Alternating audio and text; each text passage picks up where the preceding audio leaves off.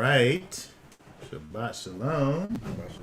Shabbat Shalom. We are back. Continuing with our look at the triennial Torah portion. We are in the book of Deuteronomy. We are going to be looking at Deuteronomy chapter 23. Deuteronomy chapter 23. And among other things, we'll talk about what it says over here in regards to the certain prohibitions into the assembly or the congregation. So we'll call this "You shall not enter." You shall not enter. Okay, so we are going to go ahead and just get right into it. I'm going to go ahead and pull up the scriptures, and we will just go ahead and read through the chapter, and we'll just go ahead and drop back and look at some things that we see over here. So I'm going to just put this up on the screen here. Deuteronomy 23. And we can just go ahead and read through the chapter. Deuteronomy 23. He who is wounded by crushing of testicles, or whose penis is cut off, shall not enter into the community of Yahweh. A mamzer shall not enter the community of Yahweh. Even a 10th generation of his shall not enter the community of Yahweh. An Ammonite or Moabite shall not enter the assembly of Yahweh. Even a 10th generation of them shall not ever enter the assembly of Yahweh. Because they did not meet Israel, quiet. Because they did not meet you with bread or water on the way when you came out of Mizraim, and because they hired against you Balaam, son of Beor, from Pethor and Aram Naharami, to curse you. But Yahweh Elohim refused to listen to Balaam, and Yahweh Elohim turned the curse into a blessing for you, because Yahweh Elohim loves you. Do not seek their peace nor their good all your days forever. Do not loathe an Edomite, for he is your brother. Do not loathe a Mitzrayim, because you are a stranger in his land. The children of the 3rd generation born to them do enter the assembly of Yahweh.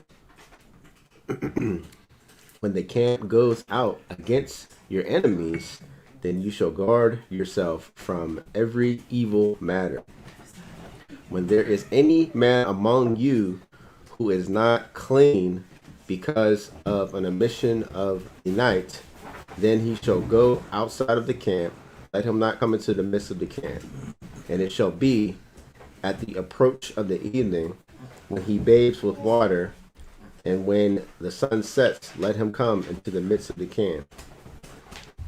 And you shall have a place outside the camp where you shall go out, and you shall have a sharp implement among your equipment.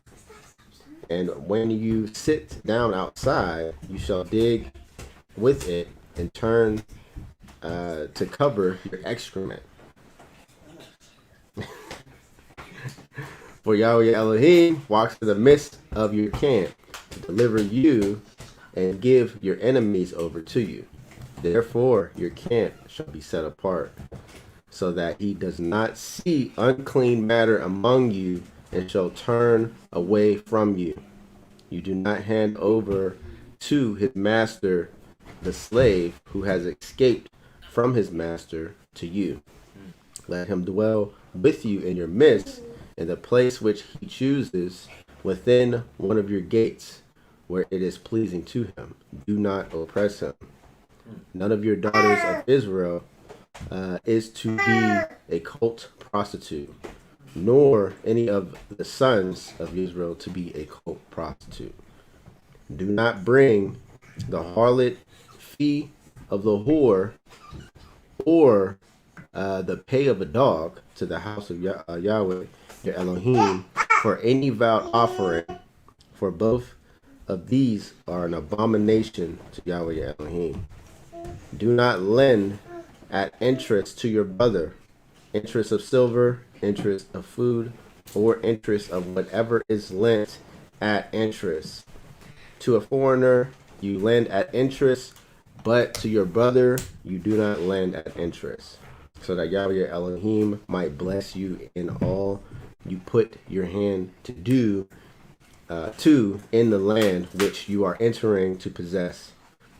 When you make a vow to Yahweh your Elohim, do not delay to pay it, for Yahweh your Elohim is certainly requiring it of you, and it shall be a sin. There shall be sin in you. But when you abstain from vowing, it is not sin in you. That which has gone from your lips you shall guard and do, for you voluntarily vowed to Yahweh your Elohim what you have promised with your mouth. When you come into your neighbor's vineyard, you shall eat to the satisfaction of your desire, but do not put any in a receptacle of yours. When you come into your neighbor's standing grain, you shall pluck the heads of the grain, but do not use a sickle on your neighbor's standing grain. Okay, all right, very good. So we had a lot. Yeah, that's a lot. Over here. It's a lot. You want to touch on some of these things here. Go back up here to the beginning. The first thing we want to kind of go over here, thank you very much, is because of the fact we see these four prohibitions about who shall not enter into, as it says in the scriptures version, the community of Yahweh. Some versions say the assembly or the congregation. But we want to first of all look at what that is. Who, what exactly is it referring to when it talks to the community of Yahweh? So let's look at this here. Let me get our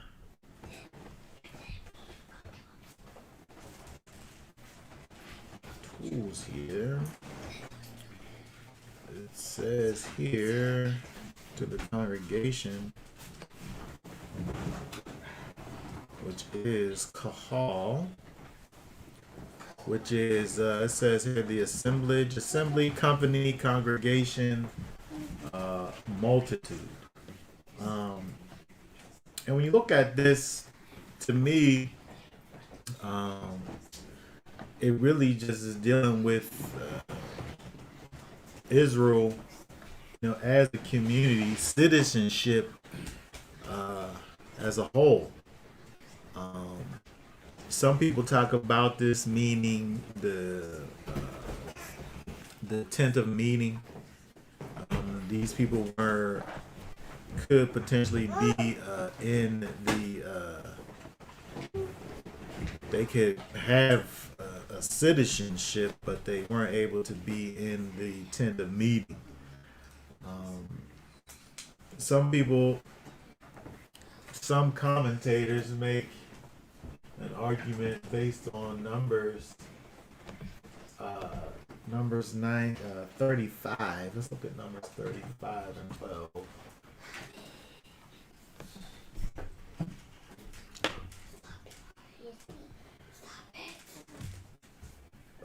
Okay, what's it say right there in verse number 12?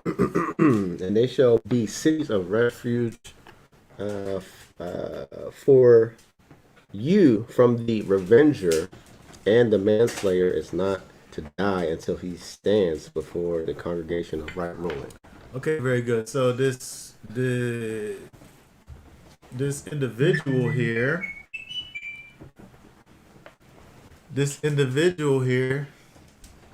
stands before the congregation, right? But the whole congregation wasn't the ones who judged him. It was the leaders and the elders, the judges, who did the judging. And so this instance over here, the congregation is referring to the congregation of the leaders. However, when we look at the way that this is used in many other places, it's kind of a all-inclusive kind of a thing.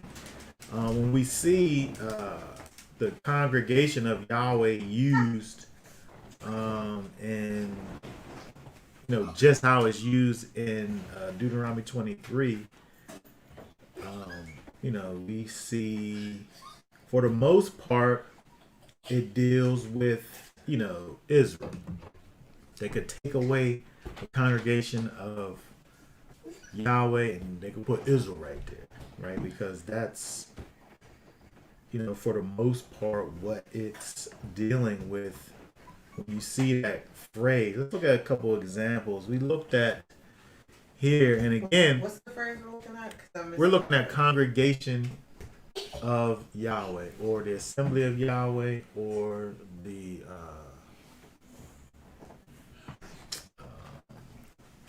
depending on what your community. It says community Kahal. assembly. Kahal is the word we're looking at. Yes, we just looked at it in Numbers 35 and 12, where it only just says Kahal, and it talks about the Kahal will do the judging. But we know that the elders, the judges and the elders, are the ones who actually rule over this particular situation with this cities of refuge and the manslayer situation. And so, but when we look at this phrase, the congregation of Yahweh, I want to look at just a couple other things just to show that, for the most part, like I feel like the commentators that I found that try to limit it to the elders, the only example that they referenced, multiple ones, was this one here. And we're able to see, based on the scripture as a whole, that's not all the people that get together and say, make the ruling on the manslayer. It's the elders that do it. Mm-hmm. And so, if we look at, let's look at some of these. I don't want to look at all 12 of them, but I guess if somebody wanted to make a list, Numbers 16 and 3, 20 and 4, 27 and 17, 31 and 16 of Numbers is where the actual phrase, the congregation of Yahweh, is. Of course, in Deuteronomy 23, 1, 2, and 3, 8 is the ones that we're actually looking at in this chapter here. Let's look at Joshua 22 and 16.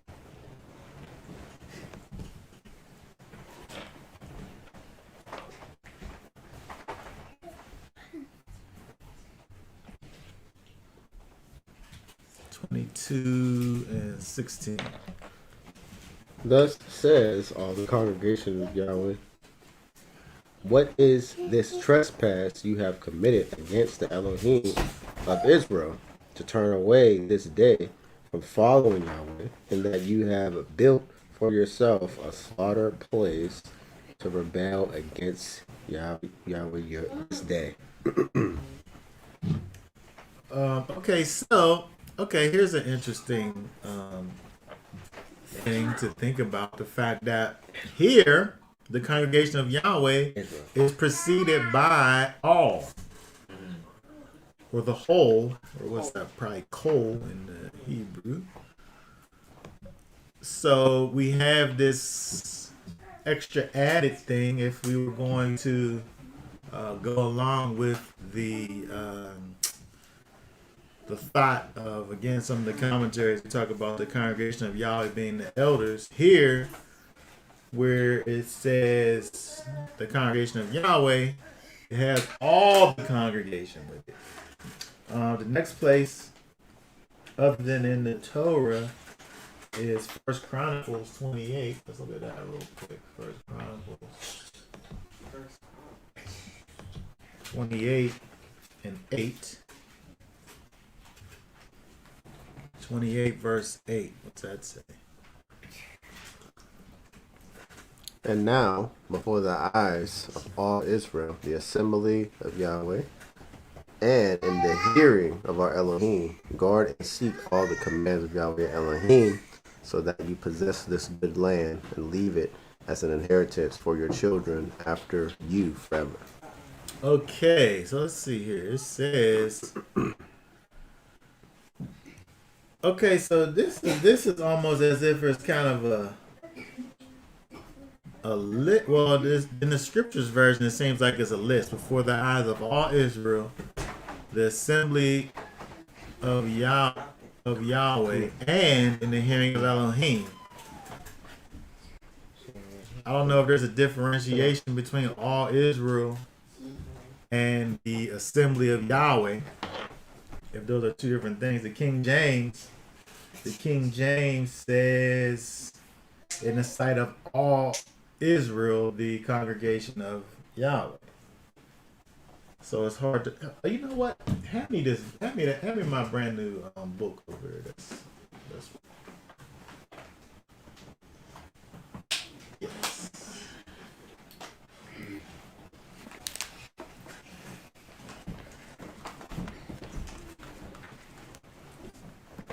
Let's see here. First Chronicles 28.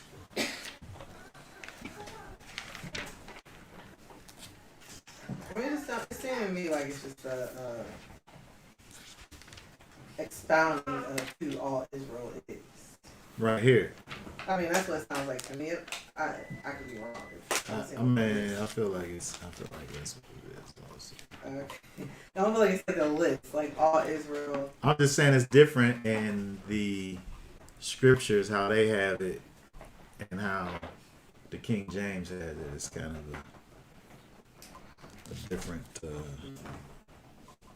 That's 20. Is that the KJV underneath or no? That's not the KJV for this verse. The verse On the scripture. I mean, on the screen. It's 8. That's the verse too. I'm getting my face out the way.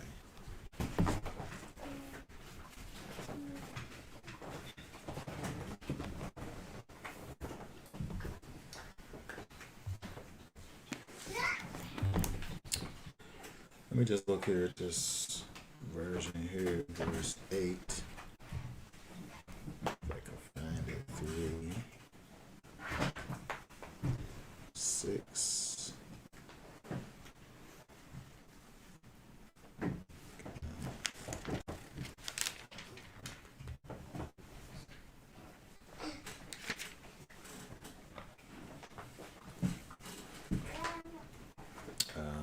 Let's see here.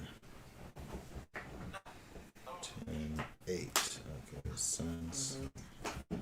Okay, let's see here. Sons of Israel. From relative. Oh, wait, is that the same? Oh, and Second Chronicles. It wasn't lining up with the No. what you were looking at.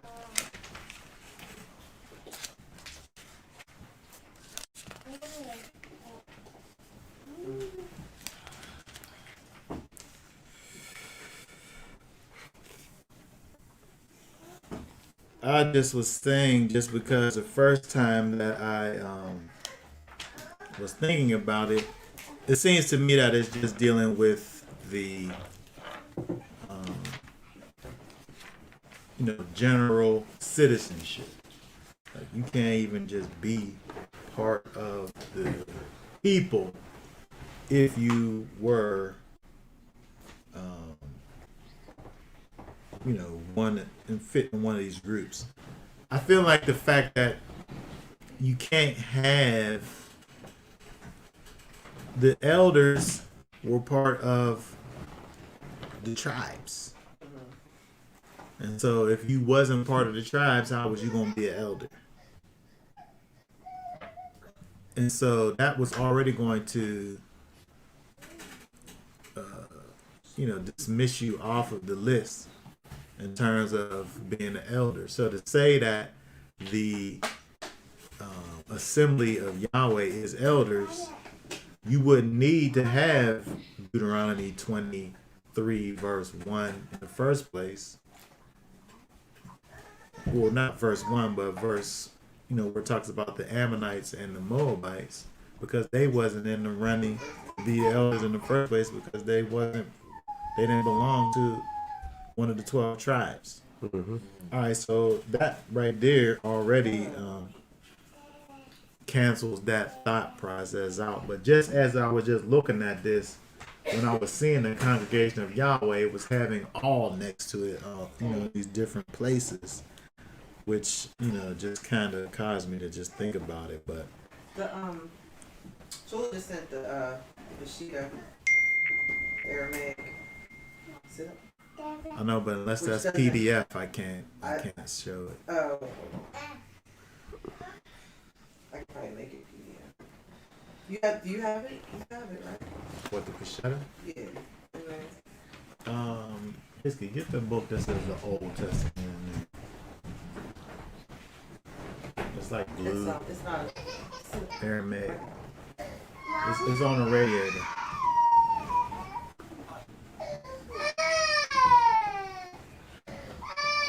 Thick. Paperback. Lamsa.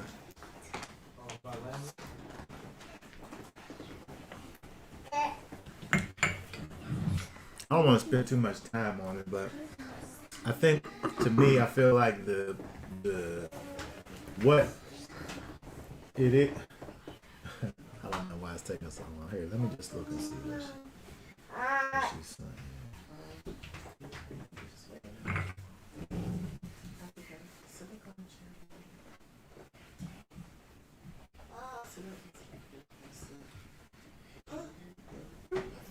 Oh, it basically says the same thing. Set up all Israel, the people of Yahweh. Yeah, when you look at it like that, it kind of looks like it's just. Because you didn't grab it? No, you can't find it. It's fine. I'm saying all that just to say that I feel like the congregation of Yahweh is the people. We're talking about citizenship. And these people wasn't able, the people that are in this list aren't able to be part of the people. Not just a prohibition of, going before not just going before the tent of meeting, but actually being a part of the congregation of Israel. And so things that would prohibit you from being part is this thing that it talks about here. Just not. in verse 1, this wounding by crushing. This is something that's interesting because verse 1, where it says, "Who is wounded by crushing of testicles," the word, it's actually two words here, and neither one of these words actually means testicles. Actually, the first word here that's translated as wounded is a word that literally means to wound or to crush. By implication, it describes the emasculating of man's testicles by crushing. But the word literally means to bruise or to crush, to smash, or wound or split something. And the way that it's used, kind of, by the time it gets to this, the privy parts. What's the King James? The King James says the privy member, right? Kind of gives you the context. So the one who has a wounding of, I'm saying that this wounding in the stones is just kind of putting these two words together and causing for it to mean testicles, but it don't mean, neither one of these words mean testicles or stones. They're like using euphemisms to bring out. Yes, they both mean wounded and mutilated, but the context, hones it in on the male reproductive parts. Yeah.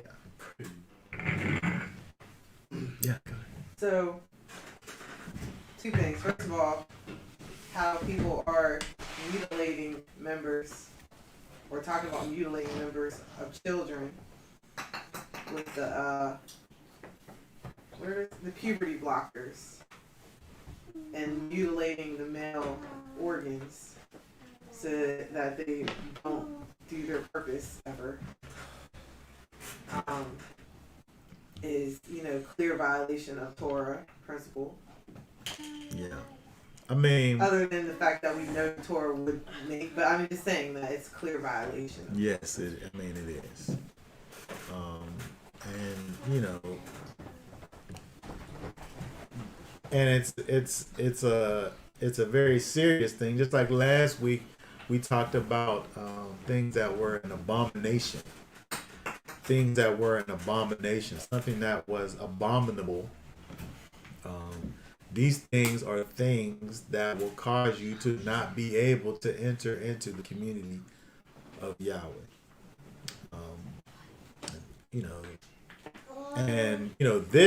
This thing here would be something that would, if you were, like, say you were an Israelite who did this to yourself, then that would cause you to have to exit. But if you were a stranger that that Israel came across, and somebody who wanted to join themselves to be connected with the people, this will be one of those things that would be a deal breaker. When you think about the privy member, the male parts, this is the place of the sign of the covenant. This is when we think about the Abraham's covenant, is on the male reproductive parts, right? And so when you think about the idea of removing the parts,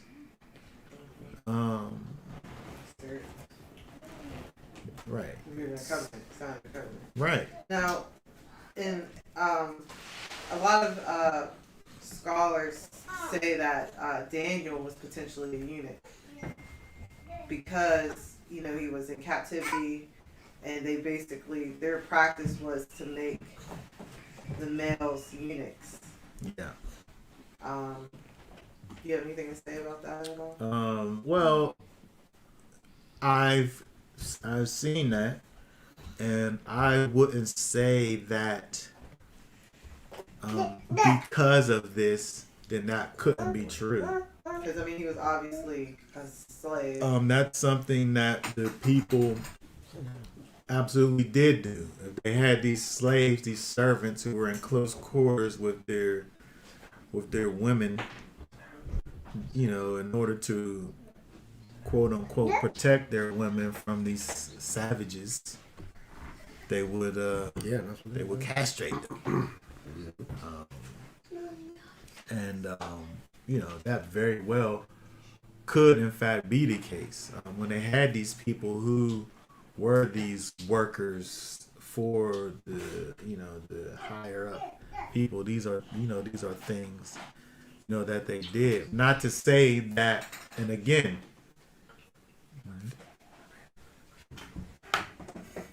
that being true with Daniel, whether he was or he wasn't, don't take away from this here. You couldn't make the argument and say, well, Torah says that you can be part of Israel, so we know Daniel was part of Israel. The Most High spoke to him, so therefore he couldn't have been a eunuch. Right? You can't make that leap. You know, even though when we talk about this command over here, that this is, you know, if you did it to yourself or if it happened to you, right? If you was one that had this happen to you, you wasn't able to enter. Now we do actually see over in Isaiah. Let's look over in Isaiah, because in Isaiah we see something happen over here, which let's read 1 through 8 in Isaiah 56. Pull it real quick. 1 second. 56.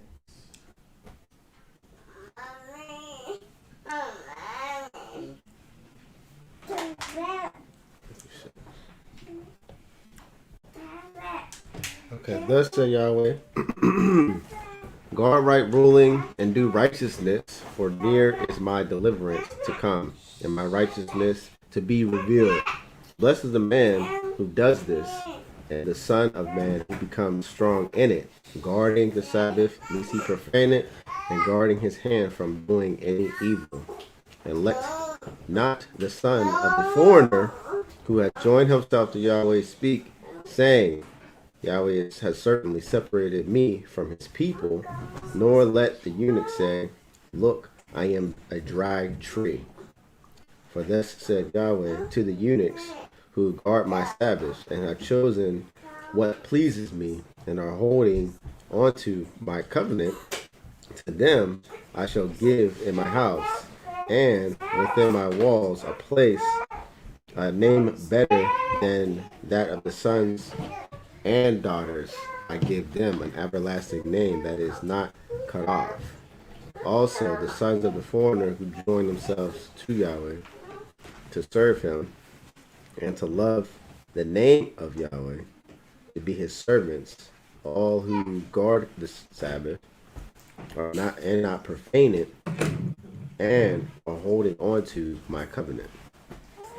Them I shall bring to my set apart mountain, and let them rejoice in my house of prayer. Their ascending offerings and their slaughterings are accepted on my slaughtering place. For my house is called a house of prayer for all the peoples. The Master Yahweh, who gathers the outcasts of Israel, declares, I gather still others to him besides those who are gathered to him. Okay, very good. So when we look over here at Isaiah 56, is talking about these eunuchs, these foreigners, these outcasts who, when they, turn towards the Most High and do the things that are pleasing to Him, forsaking these pagan and heathenistic ways, the Most High honors these things, right? And so, but it's interesting. It's interesting. I think that it's important to think about. I think that's important to think about, from a principle standpoint.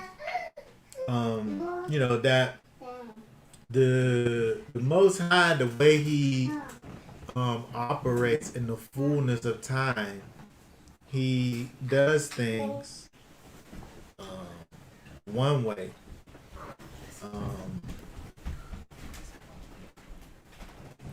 And then we see over here another way that He, makes a way for. For instance, Israel was created as a nation by, the sons and daughters of two sisters. And then the Most High later decides two sisters is not cool for a man to marry. But prior to that, it was okay. And then time went on, and He said, "All right, well, enough of that. We can't have this anymore." It was too messy. For whatever reason. It was messy, but for whatever reason, right? And so, we see over here, when we look at Deuteronomy 23 and verse 1, it's talking about eunuchs. It's talking about people who have been mutilated themselves, or have been mutilated, had their man parts destroyed. And, from the perspective of the nation at that time, the Most High said these people can't be part of the assembly. Also, when we look, I'm going to go back over here. I'm going to go back to Deuteronomy. When we look, it's interesting that some of these prohibitions that we see over here, there's a time thing associated with it. This one is just a matter of fact. Verse 1 is just, it can't be so. Right? There's no time or anything. Right? And so I feel like this first verse, actually I feel like is the strongest of them all in terms of the seriousness of the prohibition. These people just can't be. They've been changed from a man into something else. And, man who, in fact, was created in the image of Elohim. We know that this isn't necessarily a physical image, but at the same time, there has to be, a significance to the physical makeup of a man. That in some way we can relate back to the Creator. And so when we think about this verse 1, and these people, these eunuchs, they shall not enter, right? However, when we get over to Isaiah, when we get over to these times later on in the history of Israel, pointing forward and understanding that the Most High has this spiritual awakening that he has in mind for his people, we see, like we read in Isaiah 56, this interesting thing that not only gives an allowance for the eunuch, the one who was said that he couldn't enter indefinitely. He was indefinitely, not able to enter into the community. But we also see it speaks the same way about these Gentiles, and says that they will have a name that's greater than the sons and the daughters. And so we see this thing that the Most High, is doing that is different from what he has written in his Torah. And I think it's important for us to be able to understand, what Paul talks about in terms of the letter of the law and the spirit of the law. There's something to be said about, the direction in which the Ruach points us,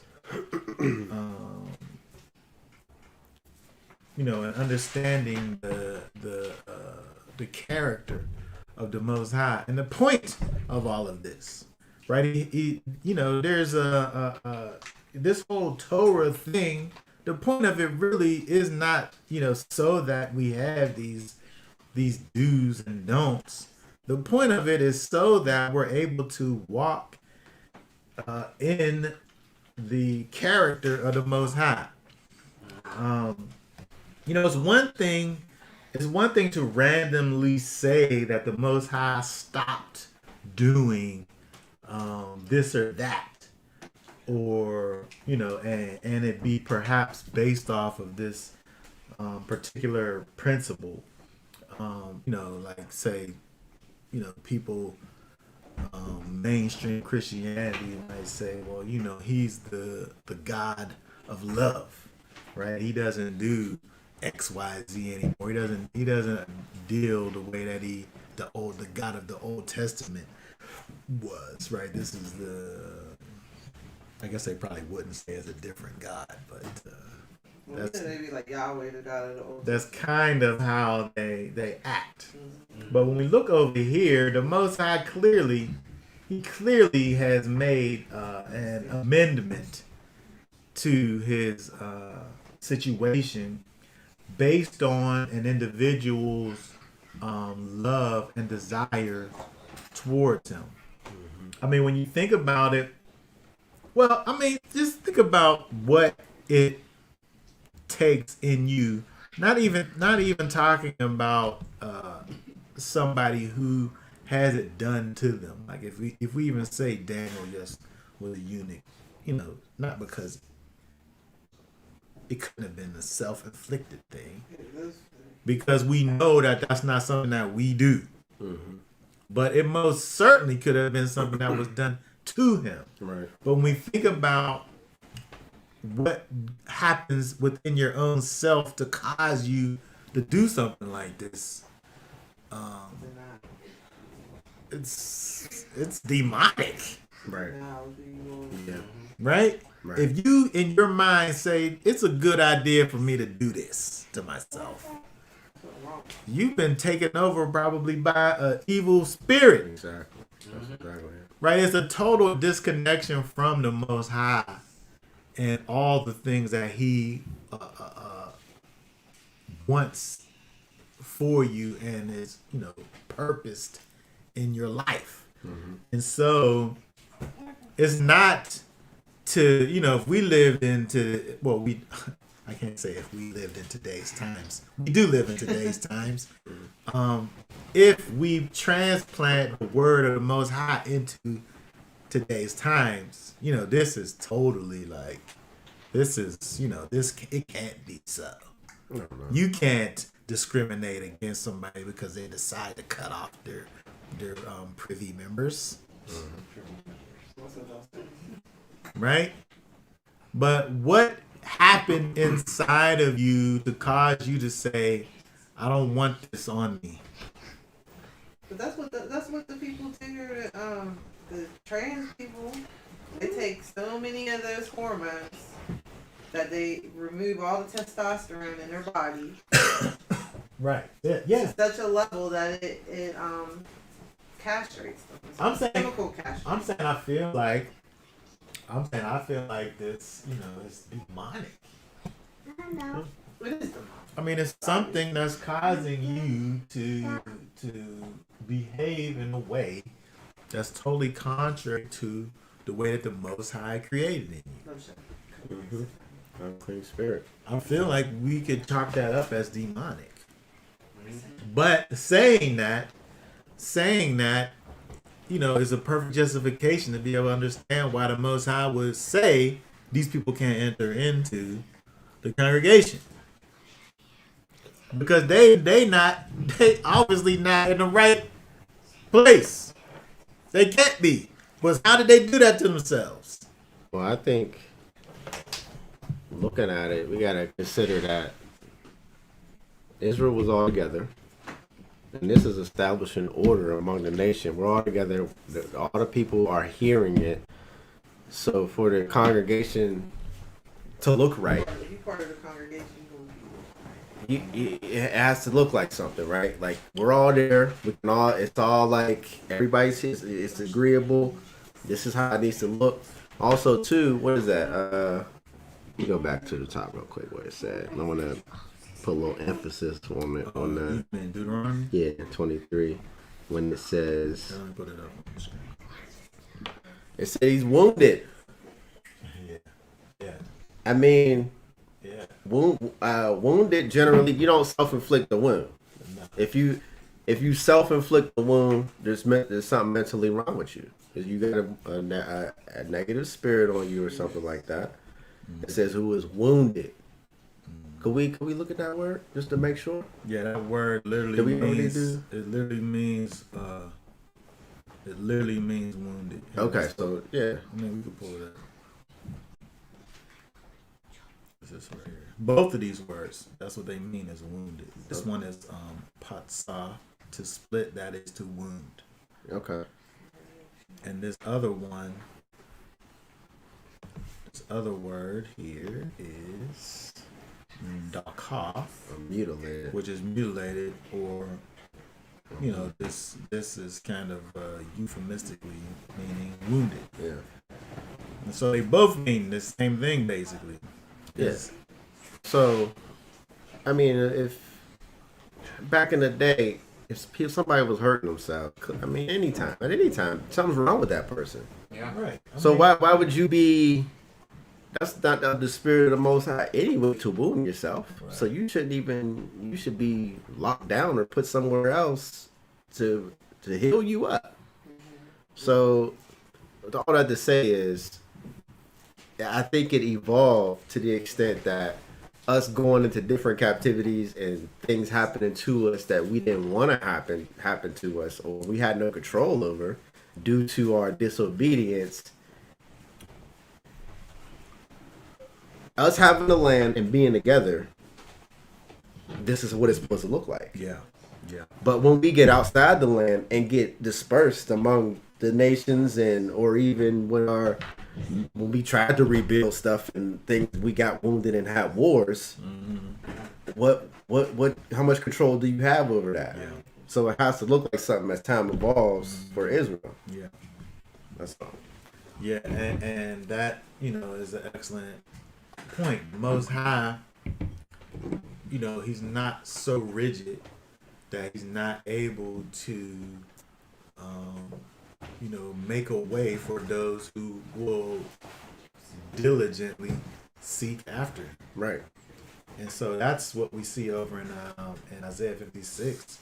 Those people who are able to see and understand who the Most High is and seek to follow after him. Let's see what Matthew Matthew 19. 19. Read 11 and 12.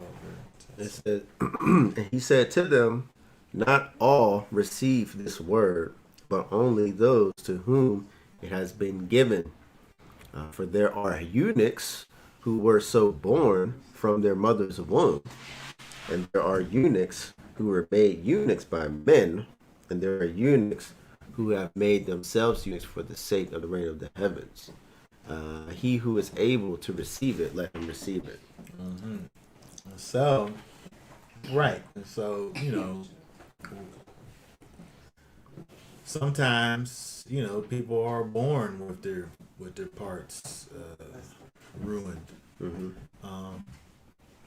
And when we think about the priest per se, the priest, this person could never be a priest. Right? Could never be a priest. If you had like physical deformities, you didn't fit the criteria.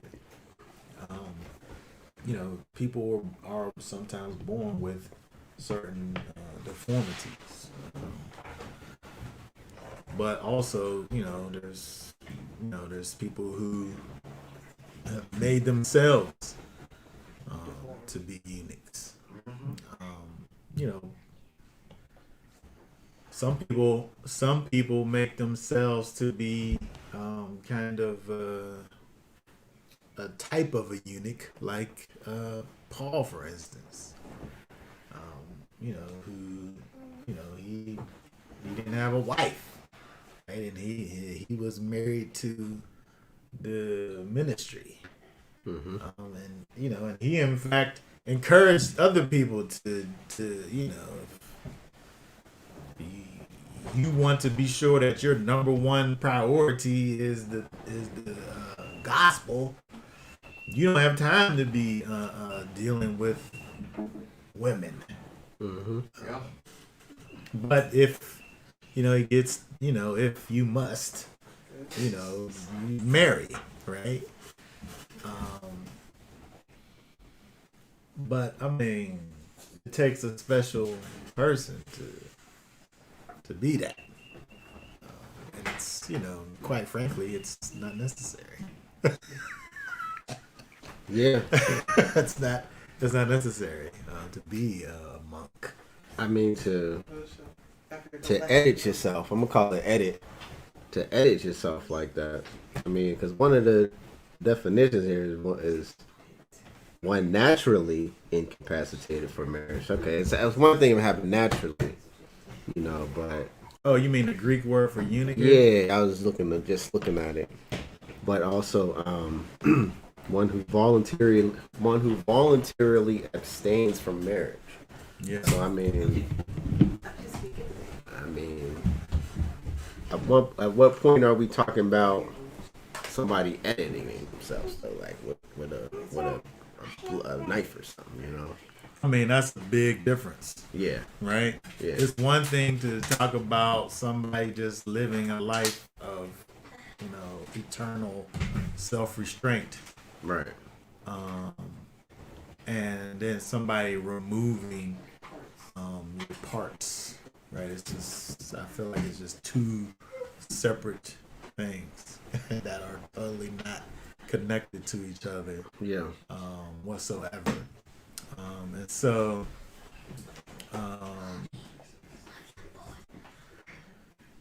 again, when we look to, kind of understand the why of it all, the image of the Most High, we have to think about that, that we were created in, and also, the kind of the mental state that one would even have to put himself into in order to mutilate himself in that manner.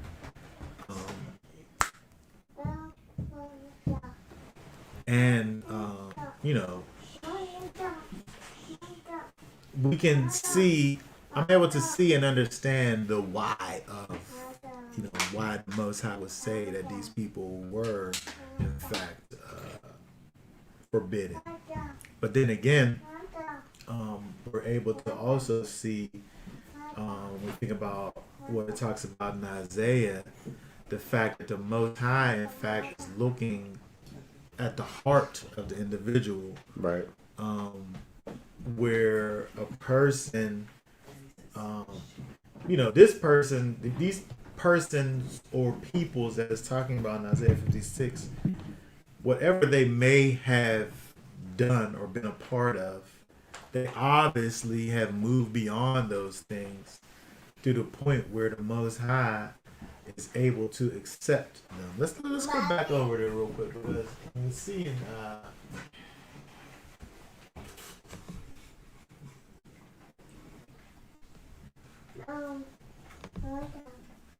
that's verse 3. Mama. Let the son of the foreigner who has joined himself to Yahweh speaking, saying, Yahweh has certainly separated me from this people. Oh, nor let the eunuch say, look, I am a dry tree.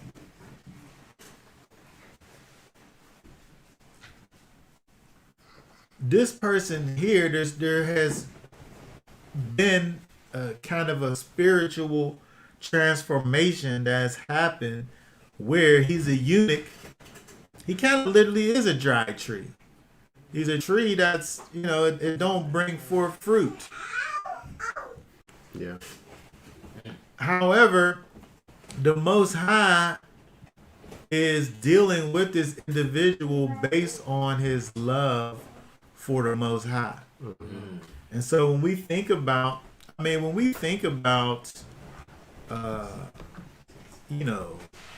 the things that we may have done prior to deciding to or being called to the Most High, where we potentially, could have put ourselves in these terrible situations and circumstances, irrevocable situations and circumstances.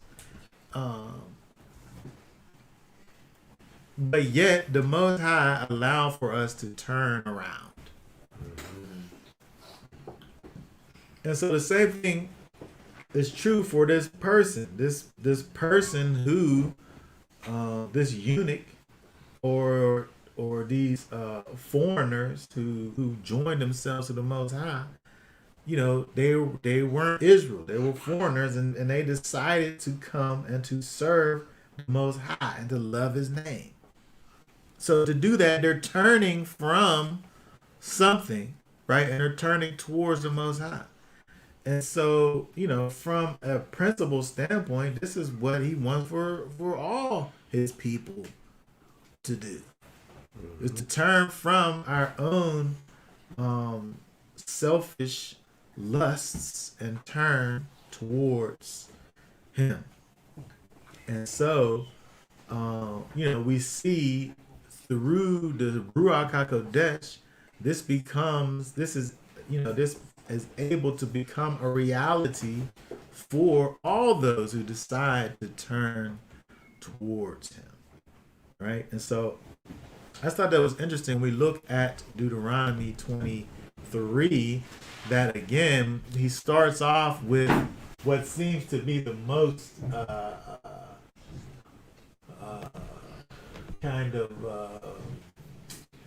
the most serious prohibition, because of the fact that there wasn't a time frame put to it, just kind of a matter of fact over there.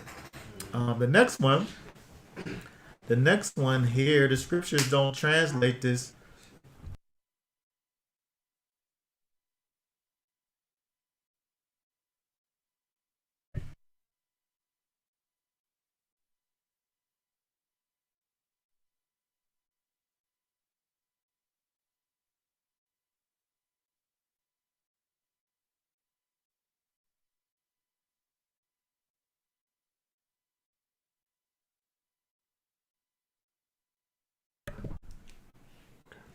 I think that the scriptures version over here, the scriptures version don't translate this.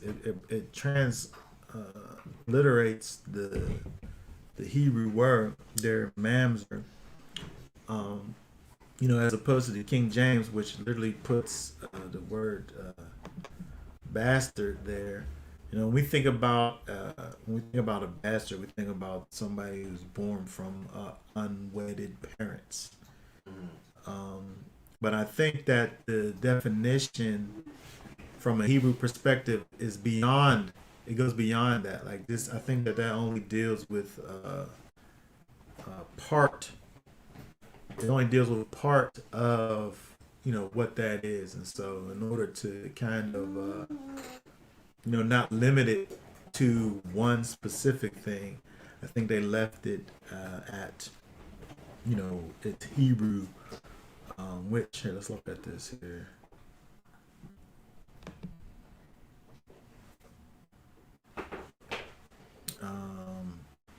From an unused word root to alienate a mongrel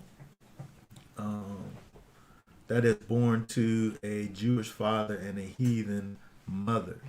And so when you think about that, the idea would be for an Israelite to be with a non-Israelite, kind of what they're giving you here, this prohibited union here, and the effects of it. And so you have kind of a illegitimacy, but it's not just kind of singled out to just people not being husband and wife. It goes beyond that. But it's interesting that when we look at this now, it says even a 10th generation of his shall not enter.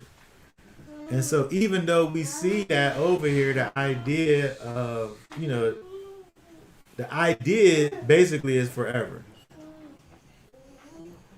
Even though there's a number there. When you think about 10 generations, it's not, I don't think it's saying that the 11th generation is cool. The idea from, like, euphemistically speaking, when it talks about the 10th generation, it's this point that's so far away that it's just, you might as well just say forever. Yeah. Right? That's the idea of this thing. And I think that the point here is to kind of put the emphasis on the importance of it. Right? The Most High wants for his people to be a pure people. Right? And so, he has all of these things worked into the Torah, which, maintains his people and the tribes and inheritances. Why does he go through all of these things for it to get all murky and mixed up with the addition of adding these other nations and things to it? Right? He don't want all of that. And for the most part, what the Most High is always saying to us as people is that, we sit up here and we join to these people. We're not going to make the people do what we want to do. We're not going to, the people that we join ourselves to, we're not going to cause them to go along with our ways. They're going to cause us to go along with their ways. Mm-hmm. For whatever reason, that's what happens. Yep. Right? Even though you think about it, it's a people that join to a people. Like for their cases, it's true.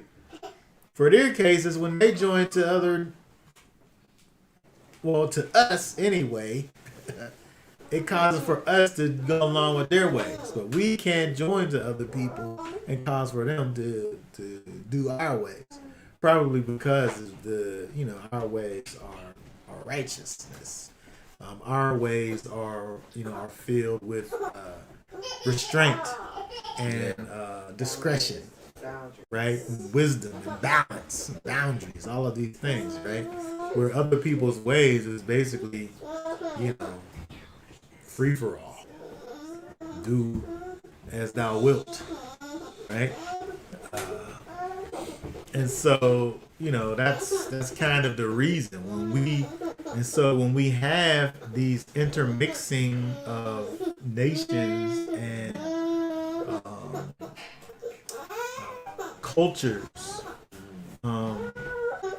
at the end of the day, this ends up watering down, what the Most High created for Israel to be. And so we could look at this and understand, perfectly why the Most High would put this thing in. When you think about,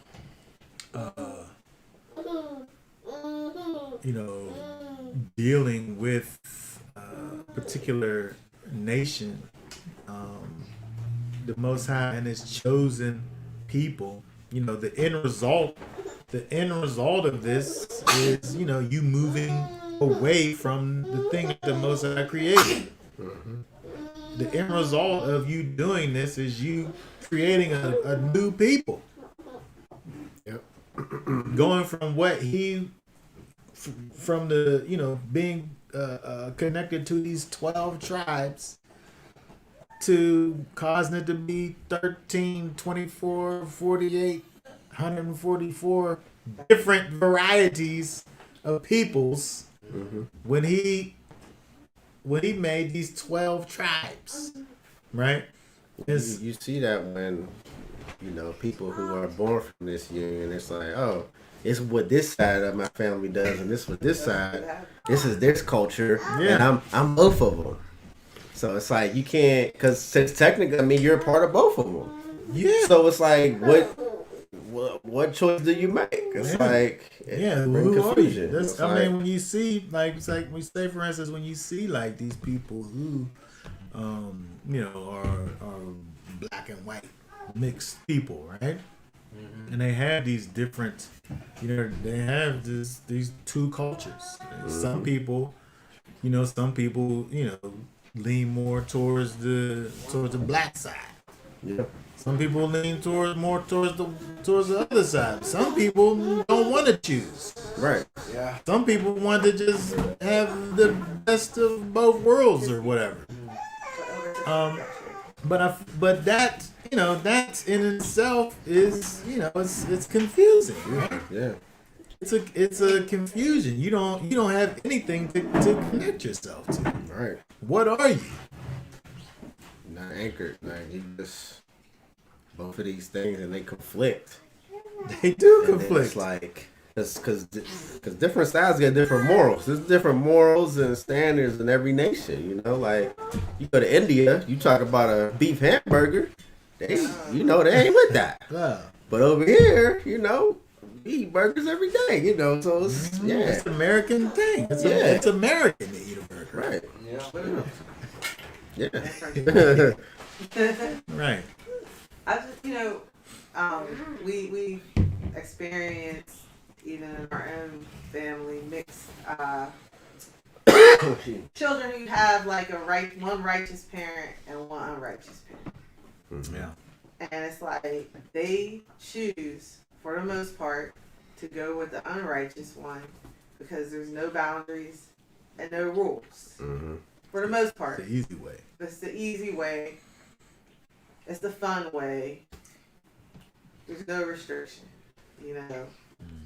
And, we've experienced that, where one parent, they'll say, oh, I'm going to stay over here with this parent. Why? It'll be like on a Shabbat. And it'll be because maybe they want to do something. They already know if they go at that parent's house, they're able to do it. So it's like circumventing the command. Right. So if they're in both of those, if the household isn't divided like that, then they can't get around the rules, quote unquote. And by allowing Deuteronomy 23, verse 2 allowing its prohibition to exist and not be a prohibition is in fact that's what you create whenever you do that. You create this reality where I have this over here, but I got that over there that I can go to. I had the ways of the Most High over on this side, but the other side of the family, they serve these strange, cool looking things that they created. Yep. These cool gods that they created. They have. I like those. I like going over to Grandma's hut and seeing her idols. Her Philistine idols that she had over there. Right. On this day, we look for chocolate covered eggs. On this day, we get all of these gifts. On this day, we eat the pork and the ham and the. And so there's all of these things, right? But if we allow for this commandment to be done, then you don't have all of these things. And so we see the necessity, the reasoning behind, what Moses has given, with this commandment. This here, what's this? Matthew 6:24. No man can serve two masters, for either he will hate the one and love the other, or else he will hold the one and despise the other. You cannot serve Elohim and Mammon. Right. So this is what you create. You create this situation where it's impossible to have both the God of Abraham, Isaac, and Jacob and these other gods. They can't exist in the same space. If you have any type of partiality to the one and not the Most High, you actually hate the Most High. You're actually doing the exact opposite of what it is that He has for you to be doing. And so it's impossible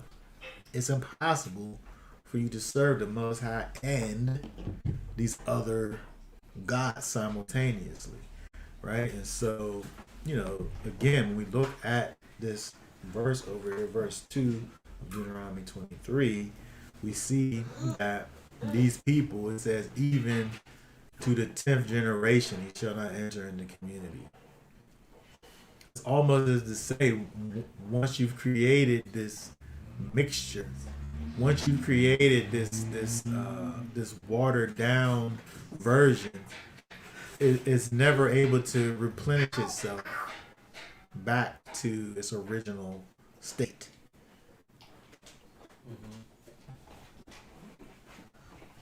Right? Again, it's not actually saying that the 11th generation is good.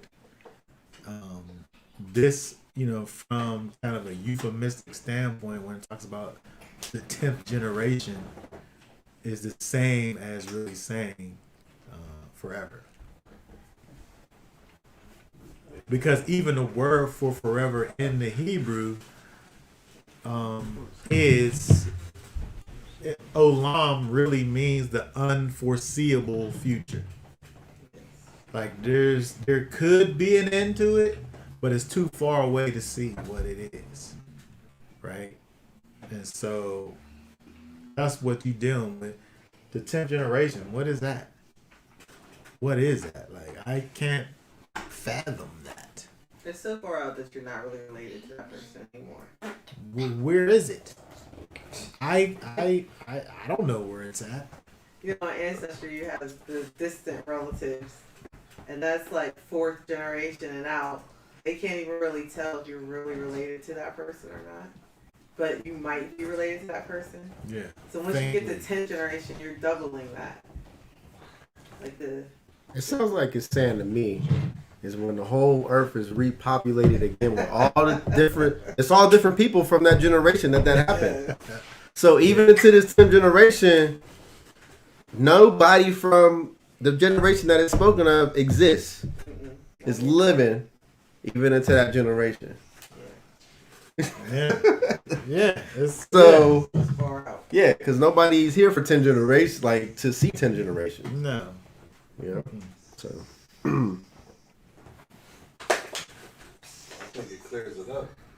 Right after it says, even a 10th generation of them shall not ever. So even the 10th generation, it shall not ever enter the assembly. Yeah. Right. Oh, you're right for the next verse. Yeah, where it talks about the Ammonite and the Moabite. Let's look at that.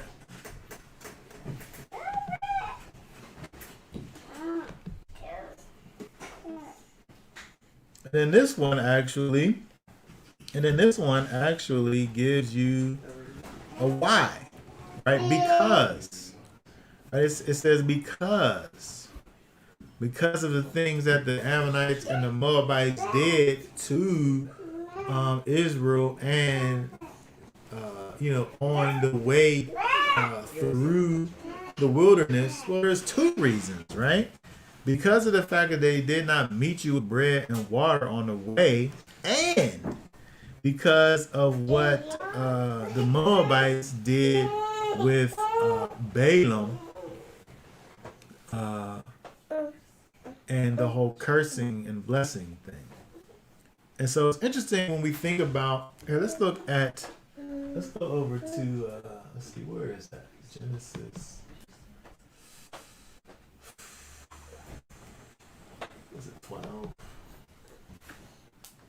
Oh yeah. Read for us 2 verses 2 and 3. Genesis 12 verses 2 and 2 3. and 3. And I shall make you a great nation and bless you, and make your name great, and you shall be a blessing. And I shall bless those who bless you, and curse him who curses you. And in you all the clans of the earth shall be blessed. Okay, so the Most High not only said to Abraham that he is going to bless those that bless you, but he also said that he's going to curse those that curse you.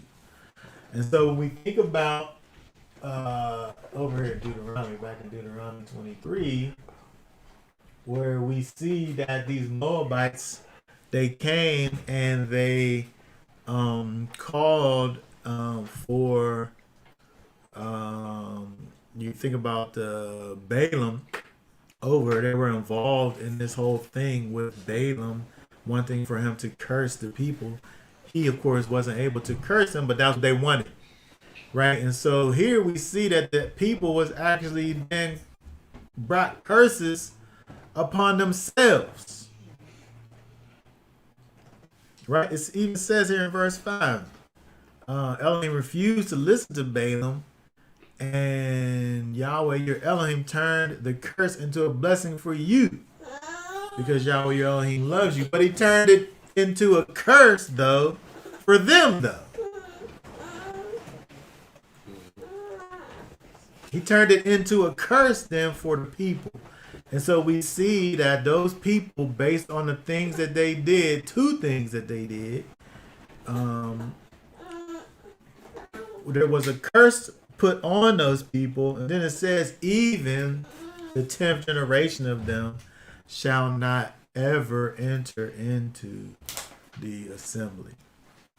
And again, when we think about this, again, it's just kind of a repeat of the last one, but it adds the ever, even though when we think about it, thinking about something to the 10th generation, it's kind of redundant.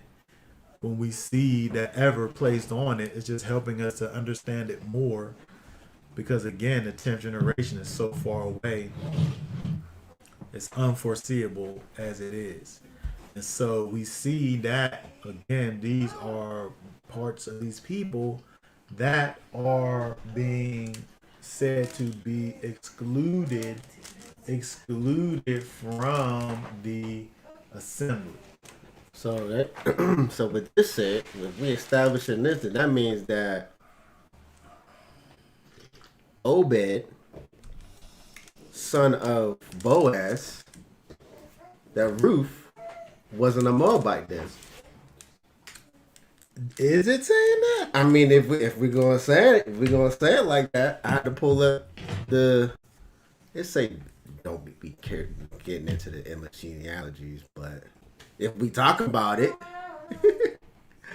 Boaz was with Ruth. She was the Moabitess. Let me see if I'm. Had Obed, then Jesse. Because I was like, wait a minute. Because in David's genealogy, that was always brought up in the community of Ruth being a part of the genealogy who was a Moabite. But, I mean, there's debate whether or not she was a Moabite or not. That forsook her people to join our people to serve the Most High. Let me see if I can share this. Here's my screen. Oh, I gotta stop sharing and share again. Oh, you already had it ready, huh? Yeah, I saw that.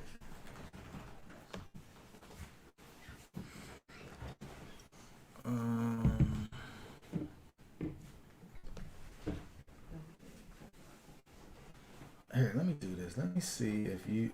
For a while, I want to be able to. Oh, did I? I can only share this stuff on here if it's PDF form. Really? On this. On On this thing. On the stream right here.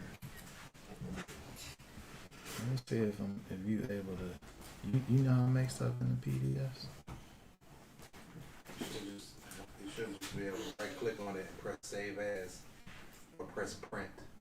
Press Oh print yeah, print. and then print it as a PDF. No, that didn't work. There was another option for print. Do that again. Oh, this? Yeah, see what that did. Like under. Oh, okay.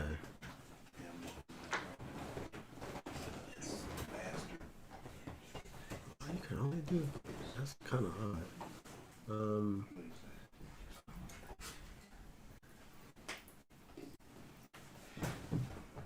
There's a screenshot there.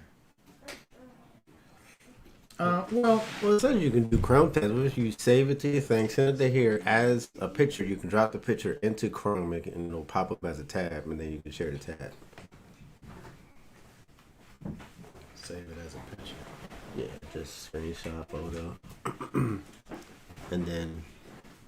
I wish I was more technologically Sorry, we'll advanced. we can figure it out.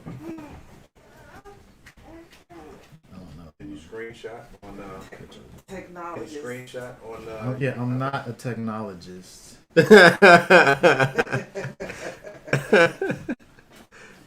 you can But I screenshot- know one very well.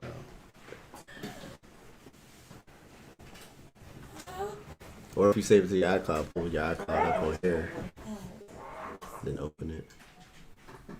I'll save it to my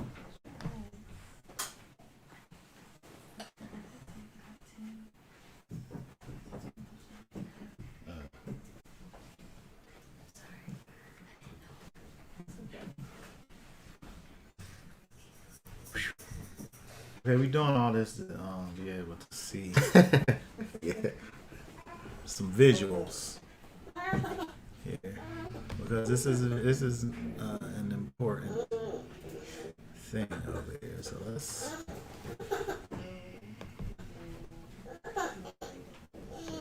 I'll kind of minimize that. Oh, there it is. Okay, let us hold on one second. Let us oh,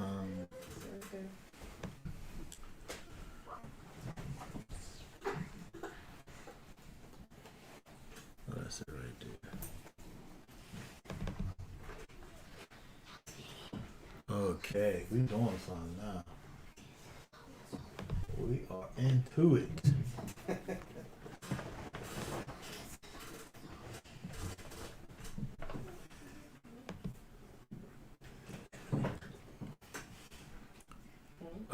Okay, so you said that Ruth must be she mustn't have been a Moabite because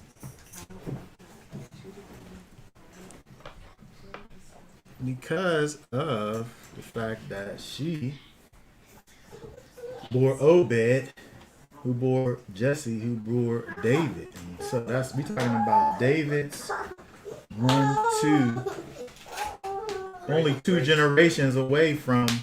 That's not 10.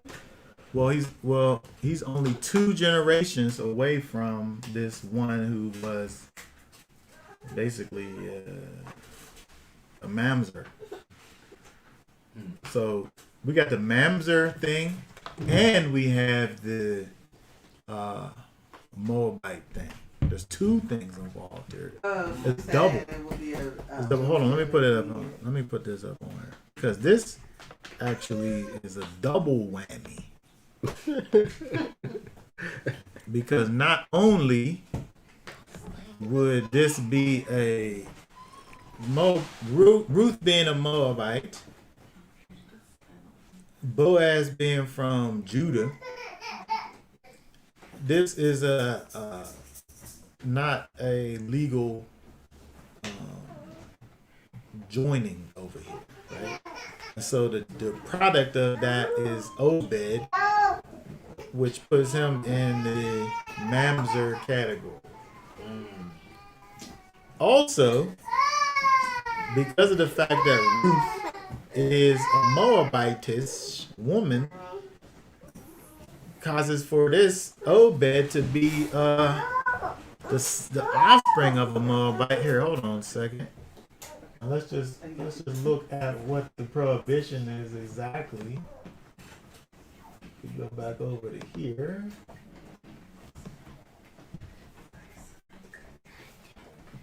It says, this person cannot enter even the 10th generation. Even to the 10th generation. So he got to be 10 generations if we was going to say that it really means the 10th generation or if it means forever. Either one, he's only 2 generations away from Obed. I guess that's 3 from Ruth, right? He's 3 away from Ruth. But 3 generations is not far enough. So, does that mean that Ruth wasn't a Moabite, though? I don't know that. I don't know that it means that. That's the question.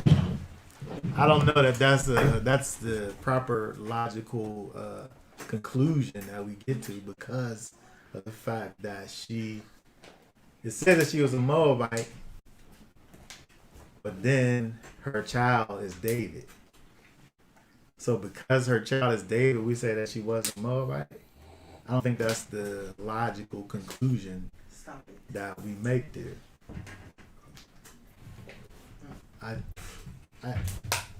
One don't facilitate the other.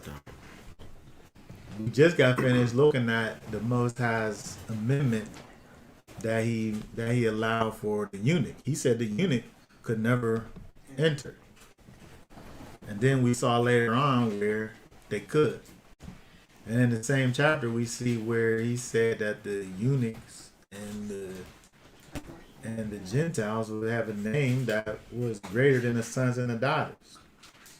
But meanwhile, we have all these other things that point to the importance of Israel, who Israel is, and their place in the whole scheme of things. So I'm saying, do we look at this and say, because of the fact that there is this closer relationship, does this say that? Does this teach us that Ruth then couldn't have been a Moabite because the Most High allowed for this to happen? I don't know that.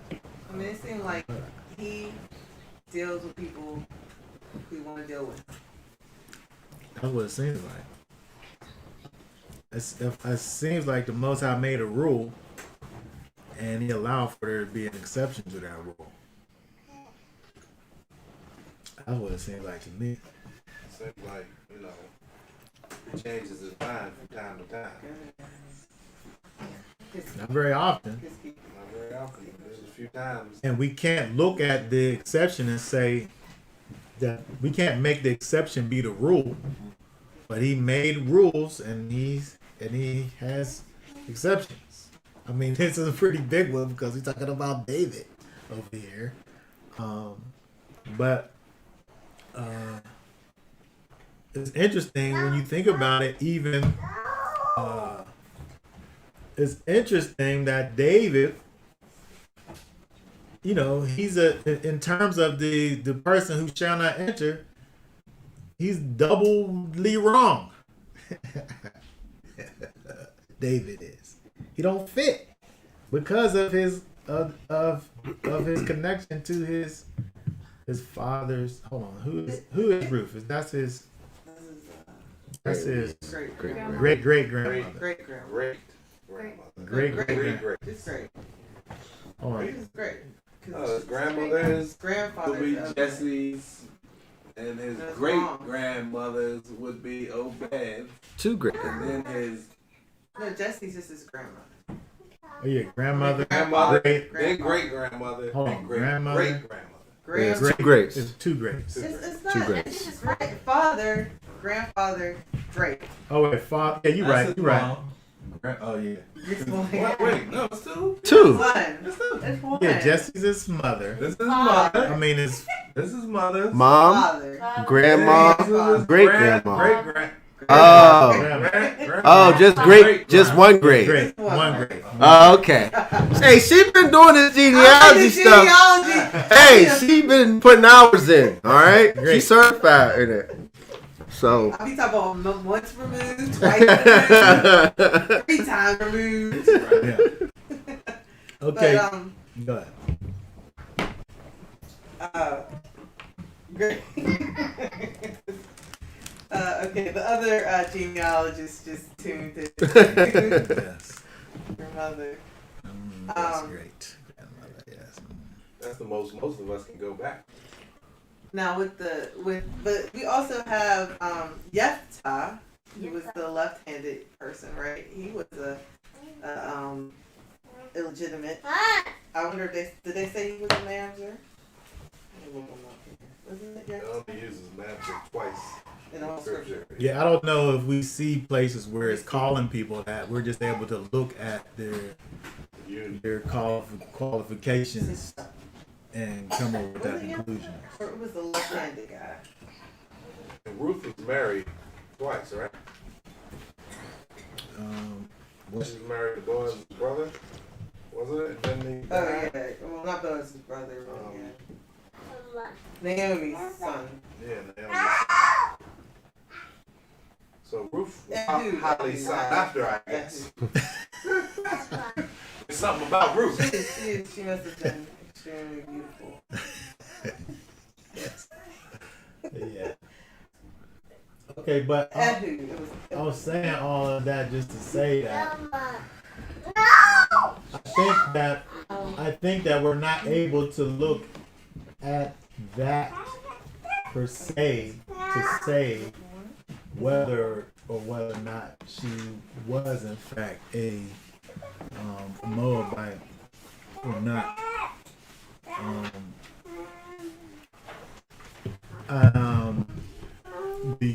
Because the scriptures actually says that she was a Moabite for one, Right. but I think what we see over here is something similar to what we see with the Most High's other kind of exemption or amendment that he made. The Most High speaks of David as the apple of his eye. Yeah, I know. Exactly. Right? He gonna raise up the tabernacles of there. Right? Man. And the his reign won't end. They won't end. Right? And so, but because all of that is because of the love that David had for the Most High. And so the common denominator that we see over here is the fact that the Most High, at the end of the day, he has these two commands: to love him with all your heart being the first. And, David, he did that. Right? And so, at the end of the day, that pushes through these things. And another thing is, again, like I said before, when we think about the way that kind of time kind of necessitates change. Again, the nation started off, with a man who married two sisters, right? Yeah. And so there was something that the Most High, said was, he allowed to happen, that he later on decided that it wasn't a good idea. And so we see that the Most High, in fact, makes a general rule over here, in regards to the Moabites and the Ammonites, but he let one slide. He let one slide.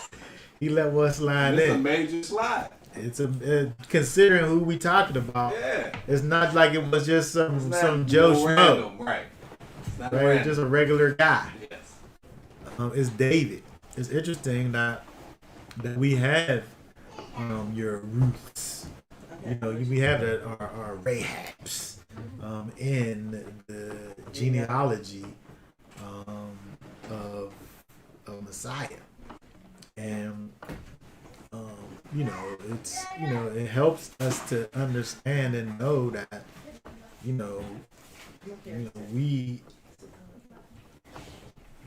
we're messed up as people, as human beings.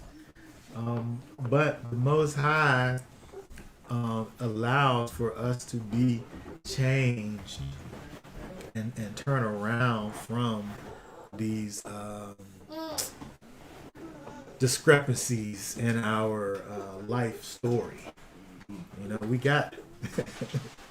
I mean, if you lived any time in life, I mean, you got some discrepancies in your story.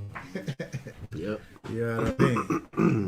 But the Most High allows for us to be able to work through these discrepancies and go from a place of exile, go from a place of not being able to enter, into a place, where he has his arms open and ready to receive us. Not for nothing. It's necessary for us to, be sincere lovers of the Most High. Let's get my bad. Go ahead. Romans 9:15.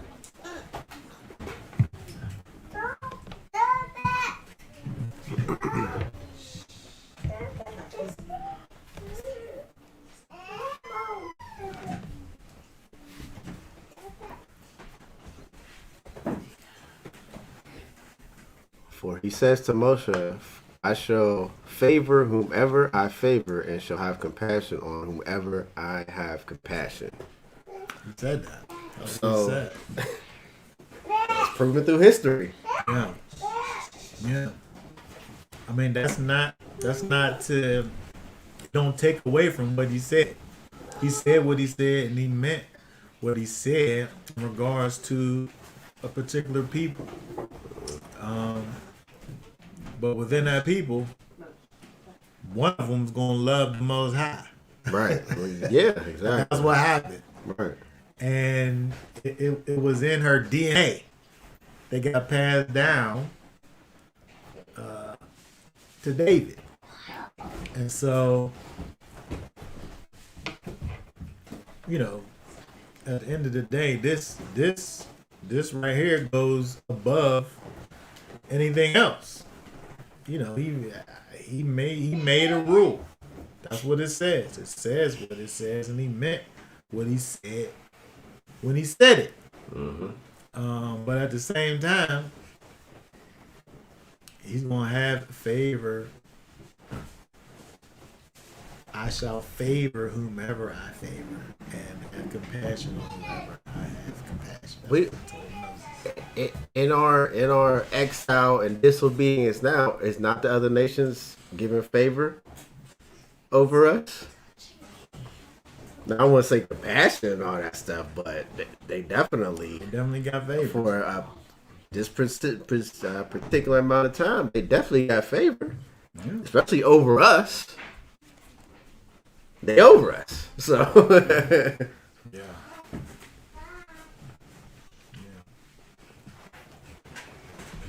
All right, let's go back over to Deuteronomy.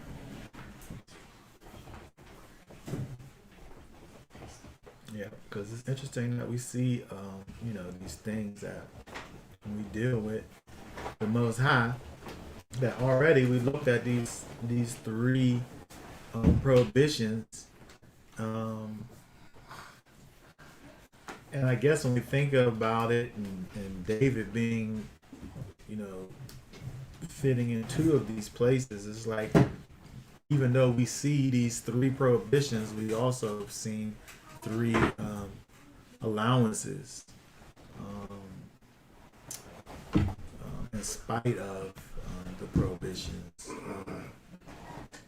you know, which, you know, just speaks to the character of the Most High. He's not, you know, so rigid that he, you know, just, you know, totally just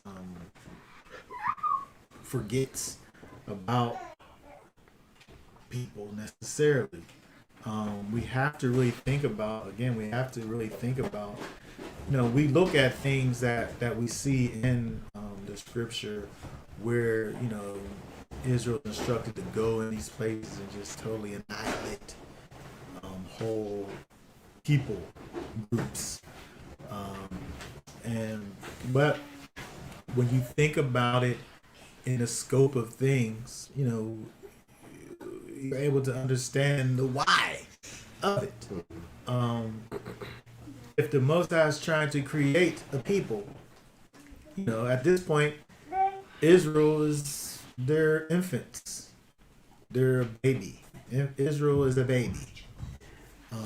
And anything that will come and hurt or harm the baby gotta go.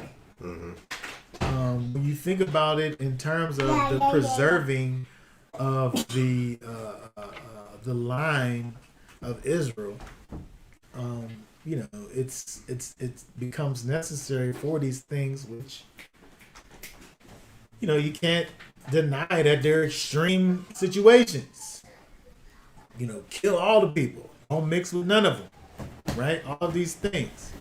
But when you think about it as being Israel in its infancy, and the fact that the Most High wants to preserve His perfect people, you know, you understand it. You understand it, right? And nothing else matters when it comes to the protection of your infants, your baby, right? Who is Israel. And so, saying that just to say, as you go through time now, you see where the Most High, as Israel gets to a place of establishment, right, all the way up to the time of Yeshua now, where we had this this new way that is created to even come to the Most High, there are allowances that have been made that go beyond his chosen people. And so, even in that, we're able to see this kind of progression, I say, as to who it is that the Most High allows to enter, right? And it looks like as time progressed, like the spiritual aspect was always supposed to be there. Yeah. But especially as things got more murky, the spirit, the emphasis on the spirit it has to be more over the different physical aspects that was initially put in place. Right. Oh, well, yes, because when you think about it, from a physical standpoint, you know, we're removed from that. Right. Like we either we can't follow the Most High at all, or we have to be able to understand the things that He established from a spiritual perspective. Right. One or the other. It can't be both. It's impossible because we live in, you know, Especially today, yeah, that's the only way Pittsburgh, back. Pennsylvania. Yeah. Yeah, I mean, Still city. It's impossible, right? Right. And so we have to be able to understand from a spiritual perspective that the Most High, through His loving kindness, made a way for those that weren't fit to be His. He made a way for us to be His, even though we don't qualify as those that should be there. He made a way. And so, you know, it really just shows the character of the Most High and who He is, where He really has made a way out of no way. Okay, but let's keep on going over here. Because he talks about all of those people, but he talks about these other people too. But he talks about them. He says, oh, I forgot about this verse over here. Do not seek their peace nor their good all your days. So when you think about it, just thinking about Ruth, just for a moment before we keep on going. Do not seek their peace nor their good for all your days.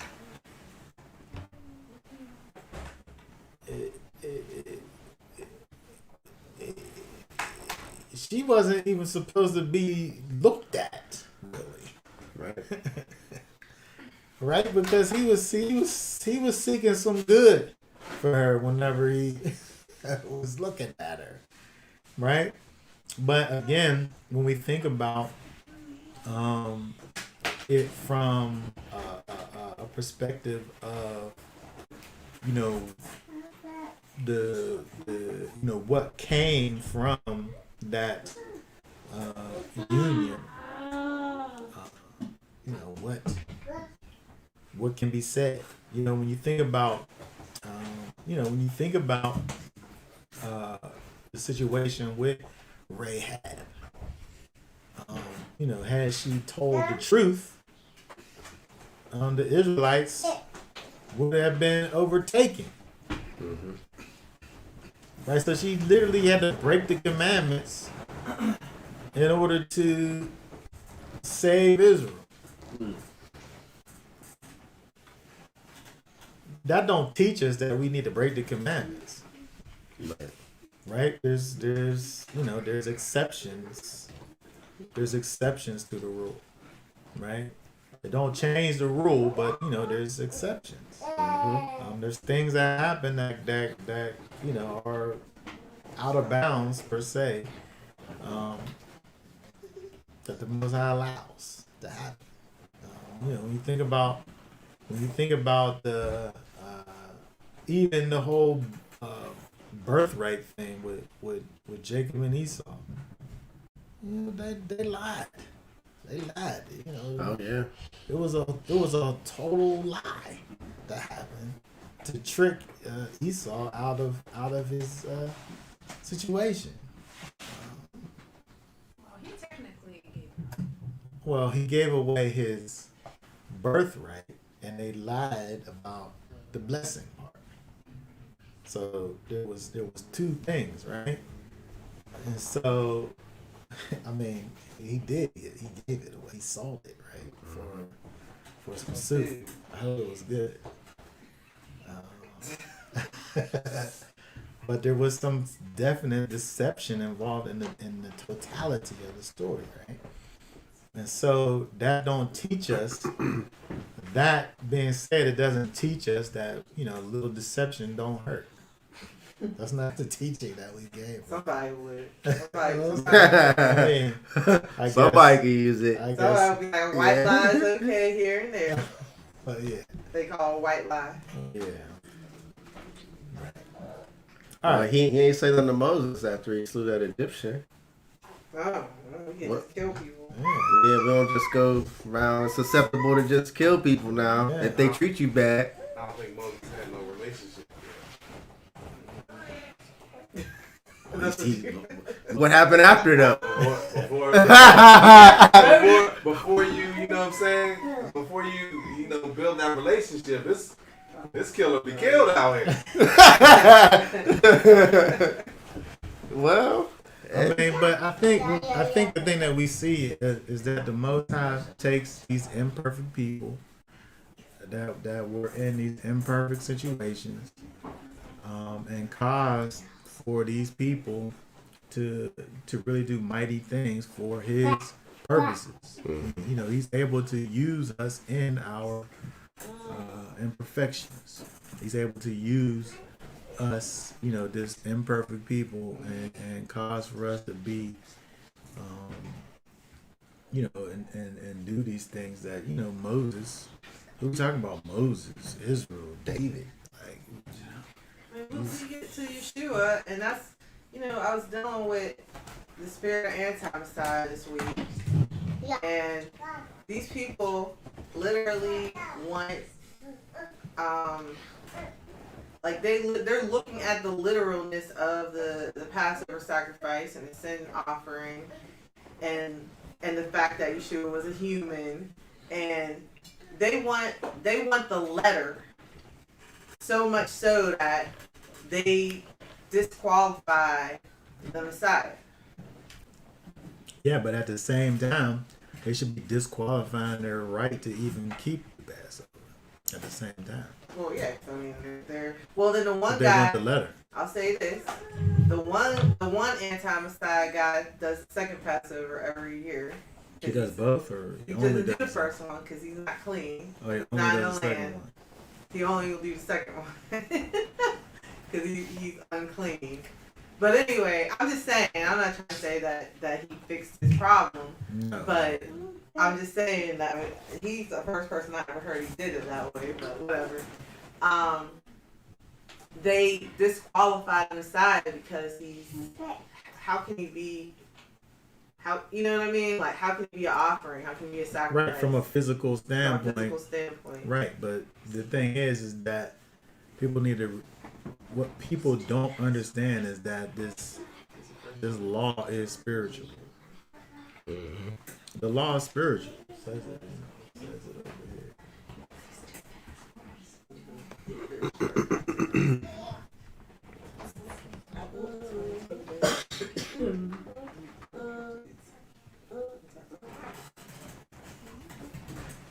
There's a comment in the section.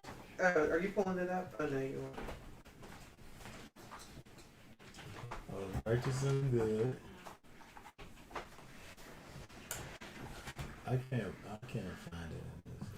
There's a comment in the. Oh, it's right here, verse 14. Read verse 14 right here. For if you know that this Torah is spiritual, but I am fleshly, so to understand. The Torah, the law, is in fact spiritual. Messiah told the Pharisees, the people who was they were the keepers of the Torah. When I say the keepers, like they the ones they had it. I don't mean they keep the law. Like they was the protectors of the Torah. And he said, if you know the Torah, if you know the law, if you read Moses, you should know about me. And so the problem is that people looking at this thing from a physical perspective and don't understand that this whole thing is in fact spiritual. Mm-hmm. And so yes, he had these rigid prohibitions for these people, but we have to understand the why of it, right? When we think about from a general perspective, these Moabites and these Ammonites, these was wicked people. They saw Israel they were in a terrible position, and they wasn't able to help them. Well, they was able to help them, but they didn't. You know, it gives the reasons. They put the soothsayer on them, Balaam. Right? These are terrible things, you know, that these people have done. However, you know, it's a picture of each and every one of us. We could probably sit down and start to begin a list of the things that we've done in our lives. And who knows when you will get to the end of that list of reasons why the Most High shouldn't be dealing with you. But the thing about it is that the Most High is able to, because of his son Yeshua, he's able to forgive us of these things that we've done and allow for us to enter into his fold, right? You know, while we live, there's no thing that is able to cause for us to be able to not turn around to him. So, you know, we see this throughout the scripture because, again, we can look at, you know, the rule, but we could see where the Most High chose to allow for this one or that one to break the rule for his purposes.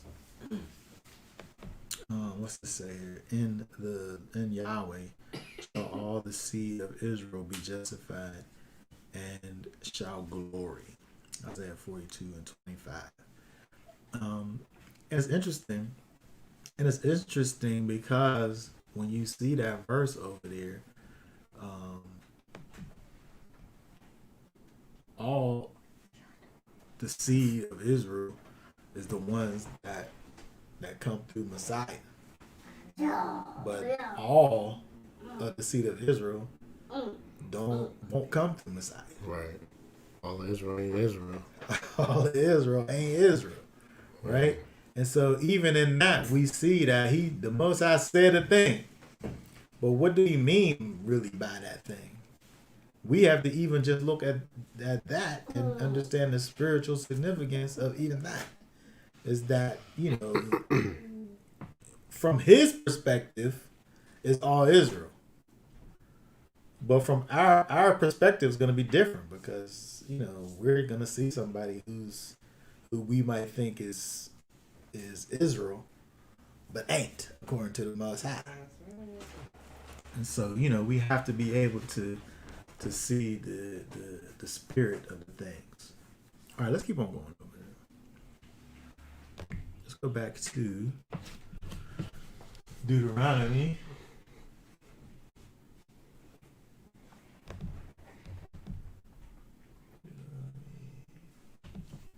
23. Let's look at verse. Let's read again 7 and 8. Do not loathe an Edomite, for he is your brother. Do not loathe a Mitzrayim, because you were a stranger in his land. The children of the third generation born to them, do enter into the assembly of Yahweh. Oh, look at this now. If it talks about the third generation now, this is the first time we get to this time period that seems like it was, not forever, right? The third generation is, that's not so bad. As it relates to Edomite or Egyptian, who, by the way, when you think about it, really are kind of these arch enemies Right. of Israel, right? Egypt, they had us in slavery, right? It's interesting that it's even worded like this. Do not love the Egyptian because you were a stranger in his land. Like I just happened to be over here, Hard bondage had to be delivered. You had to halfway destroy all these people, kill their firstborns. But don't load, you are a stranger in this land. them hundreds of years. Like he's not really concentrating on what would seem to be the most important part of that relationship, which was all of the hard servitude that they had us in. Yeah. He's just harping on the fact of where we spatially were. That we have a holy day commemorating what we went through. Yeah. And we supposed to look at them like we good now. It's like the reason that we're not loathing them has nothing to do with what they did to us. Right? It don't got nothing to do, because if we could sit up here and talk about all the things that they did to us, that's kind of going to give you a reason to loathe them, to detest them. What is that word there?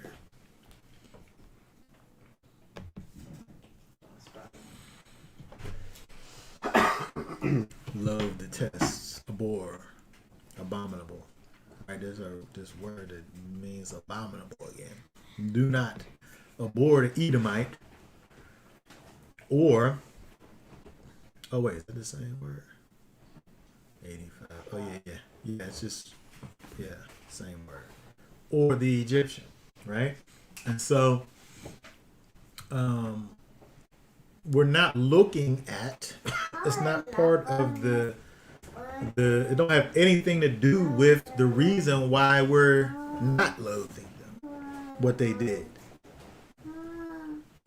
It's interesting how when we deal with children, right? Because again, when we look at this, it don't have nothing to do with what they did. It has to do with what the Most High said for us to do. We deal with children, one hit the other. You see the one who hit second, and you talk to them and say, "Why did you hit little so and so?" Or you know that you ain't supposed to be hitting so and so, but they hit me first. But that don't got nothing to do with the fact that you're not supposed to be hitting people. It's not like they say to you, "Well, they hit me first," and then you say, "Okay. Okay, fine." The thing is that the Most High is saying for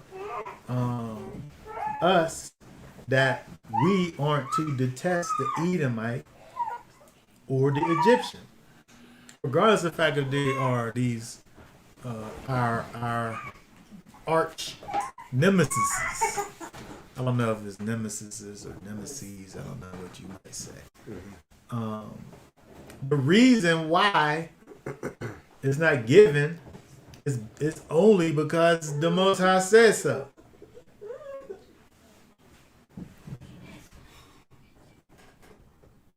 Which is interesting because when you think about love, for instance, it don't have nothing to do with the other person.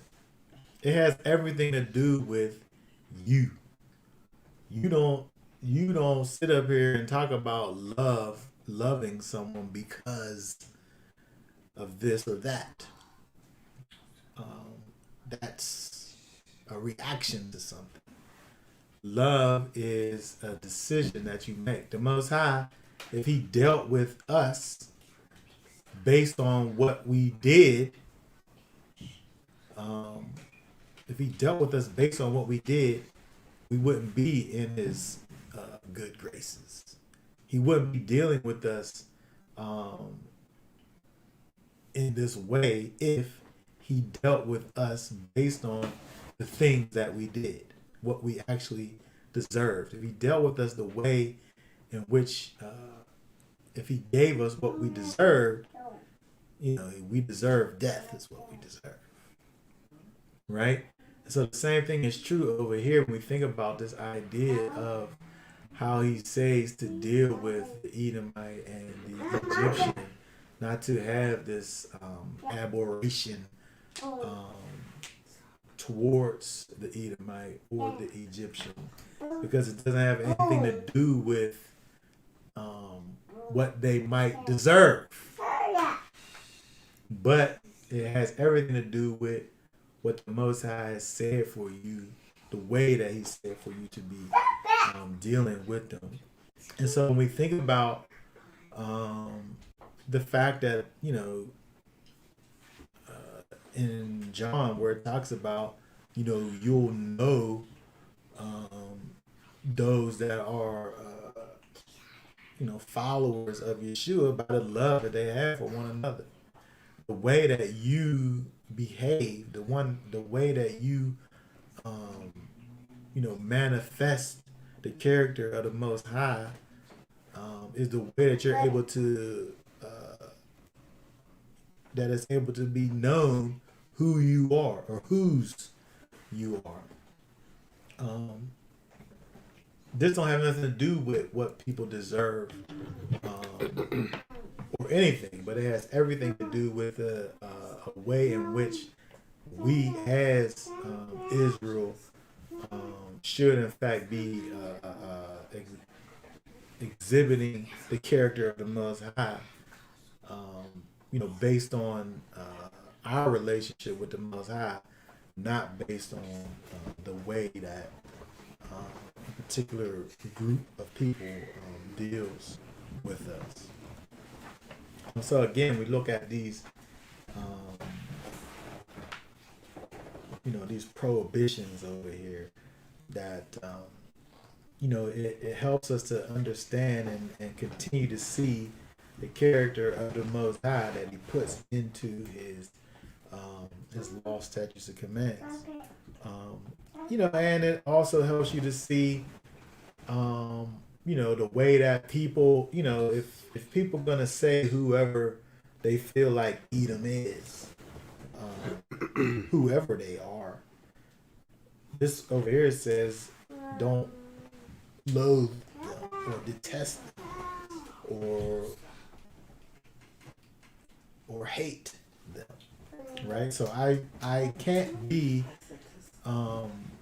walking according to the character of the Most High, and my message is a message of abhorrence or loathing towards who I believe to be Edom.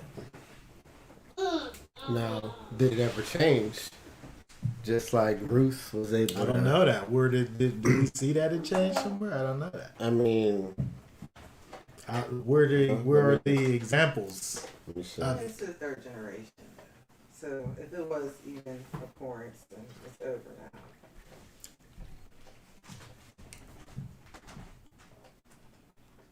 Because we got more than 3 generations. What? We made more than 3 generations from Moses. So can they enter? Is it so that means that now they can enter, or now we can hate them? No. Well, I don't know. What are you saying? After three generations, they can enter. Not 3 generations, we can hate them. I mean, I'm just saying that. It's 3 generations later at least. So I know, but it's 3 generations for them to be able to enter. Yeah, I'm not saying it's okay. It's go not back. 3 generations. You can't go backwards. Right. I mean, it's more than 10 generations from Adam. So, according to the Torah, they're okay now. They're okay to enter. Well, yeah. There's no argument that you could make that say that this 3 generations are gone, so now I can hate them. Yeah. That's what I mean. I'm not saying to hate anybody. If anything, they should be all good with us. They got purified by time.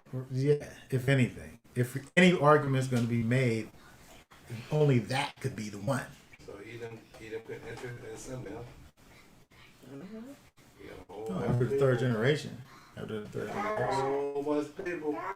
That's what it says right there. After the 3rd generation, they can enter. I mean, but here's my thing: the people who are so And the Egyptians. legalistic on hating them because of what they did in the Torah or whatever. It's like this verse 8 should make them be. They go according to the strictness of the Torah. No, but the problem is what you're saying. There's a problem with even what you're saying because you can't expect for those who look at the Torah from a physical perspective. You can't expect for them to come up with and deal with things in a right way because you're already wrong when you're trying to think about it from a physical standpoint. And so, I say this all the time. People sit up here and they do these things, as terrible and bad as the things is that they do. I'm saying outside of Messiah, outside of having a real connection with the Most High, those people that are operating in wickedness are doing exactly what they're supposed to be doing because they're wicked. Right. And so I don't expect nothing but wickedness from wicked people. And so in order to come out of that classification of being wicked, you have to be joined to Messiah. And now those that are joined to Messiah, they look a certain way. They do a certain thing. They actually exhibit the character of the Most High according to what he has traced out here for us. And so we have to be able to call then a spade a spade. Something is what it shows itself to be to you. If I see somebody who's doing something that's contrary to what the actual Bible says, then I'm forced to believe, based on that person's actions, that they're not moving according, at the least, they're not moving according to the Ruach HaKodesh. They may in fact have the Ruach, but at that particular moment, they're not moving according to it. And so, this over here, if you're a propagator of hatred, I'm saying period, point blank, then you're not working. You're not doing the Most High's work. If you're a propagator of hatred, I mean, I'm just gonna say. I agree. Now, what are we calling hatred though? So according to what that say, right? Yeah. Now These things: loathing, detesting, calling something or to be abominable to you. What? You don't have to put on your iPad. No, I'm just reading the definition. I have to go back here. Let me see. I was saying I wasn't clicked on this. Hold on. Put it up there. No. all of these things here. To detest some porn. Commit. So these things. So if I'm trying to think of something that I hate. Yogurt. Yogurt. I love yogurt. Yes, very good. Yogurt. I hate yogurt. I can't stand the smell of it. If you want to think about hate, think about your favorite movie. One of your favorite movies to make. Whenever what's his name? Agent Smith is talking to Morpheus Oh yeah. when he has him chained there, talking about the smell. Yeah. I hate the smell of you. He really acted that part out. That's how I feel about yogurt. When I come in the house and I know that these people been sitting up in here eating yogurt filled with things and bowls of it, it's just It tastes so delicious. disgusting. Is that bad? Wow. It disgusts me. I hate the smell of yogurt. I loathe it. I loathe yogurt. Right? But I'm just saying that just to say if my only thing is, to talk against something, in this case it's yogurt, I have nothing. Good. It's not only that I don't have nothing good to say about it, but I only want to say bad things about it. That's how I treat something that I hate. Like when you talk about hate, it's something that's internal, but it's externalized by my actions. Okay. And so Right. I agree. And so when you see the way, I just want to say, I can't stand when I see these people out here and they feel compelled to cause people to kiss their feet. Yeah. What are you doing when you do that? Because it's like, What is that? I'm saying what is it rhetorically, because I feel like I know what it is. I feel like it's we as a people have had these people's feet on our necks for so long that I'm ready to reverse it now. yeah. I want my foot on your neck now. Well, they're trying to do what it says that they're going to do. They're going to bow down Yeah. and worship you. I know, but it's prideful. It's prideful for me to want to exhibit that. Right. To do it, especially in this state and now, We're still sucking. the people are going to do that when they see the power of Messiah come back. They're going to be like, oh, Wow. Right. not like, oh, get over here in my boots because I'm reading you the scripture. But it's Like, it's like in their prideful hearts, they want these people to bow down and worship them. So does Messiah. Yes. Sure. Yeah. exactly. Because it's like, It's not like they're saying, all right, now bow down and worship the Most High. They're saying, no, bow down and worship me. right, Kiss my feet. right. And I'm saying that the thing that motivates that is the detestment that I have for a particular Got you. people. I got two scriptures. Okay. Kind of going along with what we're going with. Because we mentioned right there, it say, love not an Edomite, for he is your brother. Do not. Okay, that just that part right there. So, what is it?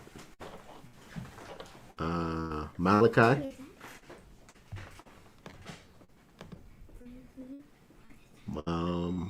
First chapter. We'll start at 1. I'll start at 2. I have loved you, saith Yahweh, but you asked, and what have you loved us? Was not Esau Jacob's brother? It's a question, declares Yahweh. I have loved Jacob, but have hated Esau, and have laid waste his mountains and his inheritance in jackals in the wilderness.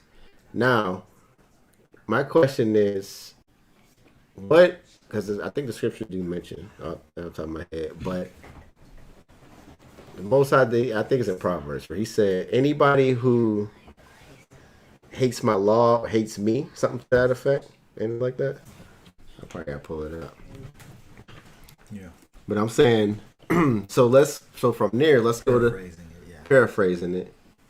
Let's go to Psalms 139, 21.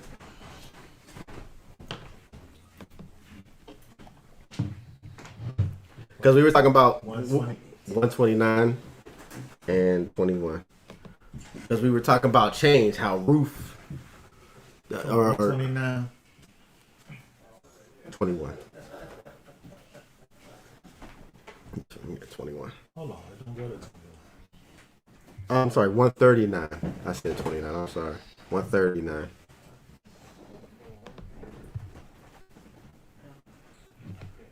We know this is David talking. Oh Yahweh, do I not hate them who hate you, and do not love those who rise up against you? I hate them with a complete hatred. I hate them. They have become mine enemies. Well, I feel like we gotta keep on reading.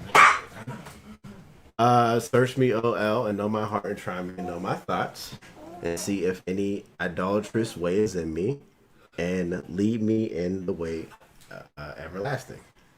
I don't feel like this verse is saying I don't feel like this verse is saying that David necessarily is saying that this is a justification for us to hate. He's saying this is the Most High David being honest with how he feeling about his enemies. And then I feel like he's saying, am I supposed to be feeling like this? Where he gets to search me and know my heart. Should I feel like this? I think the only thing the Most High commissions for us to hate is evil. It's wickedness, right? You know what I mean? But wickedness presents itself in people. Right, but he says, but Yeshua said that basically it's the wickedness in the person, not the person themselves. Like, what's the scripture? I feel like it's the same thing as you think about what the scripture is. I feel like it's the same thing to say, to not hate Esau because your brother. It's the same thing as what you're saying, is that because of the fact that if I was to say that, all of us have done things in our lives that put us in a place where we deserve the opposition, the punishment that the Most High, has created for wickedness. And so none of us are able to stand before him and say that we are right in his eyes outside of what it is that Yeshua did, which don't get nothing to do with you. Right. He did. It is, you're still the same individual with all of that rap sheet that's right there. But because of what he did, you're not going to be punished for it. And so I feel like it's the same thing when we think about that. I am not hating this person, and it don't have anything to do with their actions. It don't have anything to do with the fact that they deserve my hate. They deserve my hate. But I can't deal with them in that way, because I think is the point. And I'm saying that when we look at this over here, David, he's saying this way it feels at the moment. But right after he says it, he's asking for the Most High to search his thoughts and his heart. Is the things that I'm doing, am I stepping outside of bounds and even thinking in this way? That scripture I was saying was Ephesians 6:12. For we wrestle not against flesh and blood, but against principalities, against powers, against rulers of the darkness of this world, against spiritual wickedness in high places. Yeah. And most Most people are under a spell. Yeah. You know what I mean? And you know, there's many times where I was like sitting there looking down on somebody. You know what I mean, for something they was doing, and the Most High had to remind me, oh yeah, you used to do that. Don't you remember? And Yeah. I'd be like, oh man. Yeah. Yeah. You have some comments. I mean, Paul used to kill the believers. So, I mean, exactly. that don't show you right there. We don't go that far though, right? That one, because that's not the Bible. Allies to black people now. You know they allies to everybody. Who? People are allies to Allies, that's friends, right? LGBT. Oh, Well, is that allies? Or Allies. idolize? Allies. allies. We remember we had the signs. There will be black people in the future in yours. Oh yeah, that's weird. What? What happened? I don't even know what that means actually. What? There'll be black people in the future? Yeah. Well, you know, they had the saying, it was, I think, in a rap song back in the day, you know, like the Jetsons didn't have any black people in it in the future, where the spacecrafts and all of that. And ever since then, they had it like, yeah, there will be black people in the future. That's where that came from. Yeah, that's where people started saying I had no idea what the Yeah, that was like- But there, I also seen was some signs, and it was, you know, I was like, so those are the allies. Yeah. I never heard of it. Well, I mean, I think that there is like when you think about where's this? Oh, this right here. When you think about mainstream Christianity and this idea of love, right? Loving your enemies. This is what Yeshua literally said it. Does that mean that you allow for people to treat you a certain way? It's not saying that. I think that everything that we do, we have to do, from a standpoint of Put it back. what we have to do it from a standpoint of wisdom, right? And using discretion in the things that we do. I think that people kind of demonize the things that so-called Christians may say based on the simple fact that they're mainstream Christians and they have so many things that they I just saw somebody talking about people saying they were talking about Christians, but they were literally saying what Yeshua said. Yeshua's the one who talked about loving your enemies. He literally said that. Yeah. And so I can't talk about the Christians because they say this, and now we have passive people, and say if you wasn't loving your enemies, then you wouldn't be like this, whatever. Like, you don't got a problem with Christianity because Christianity didn't make up those words. Those words are read in my Bible. Well, I don't have a red letter Bible, but what I'm saying is that Yeshua said it. Right? He's the one that said it. So the problem isn't with the words. The problem is with the way in which people interpret the words. He said what he said. He said turn the other cheek. Does that mean did you just turn around and let people slap you and don't do anything? I don't think that he's saying that. But he said the words though.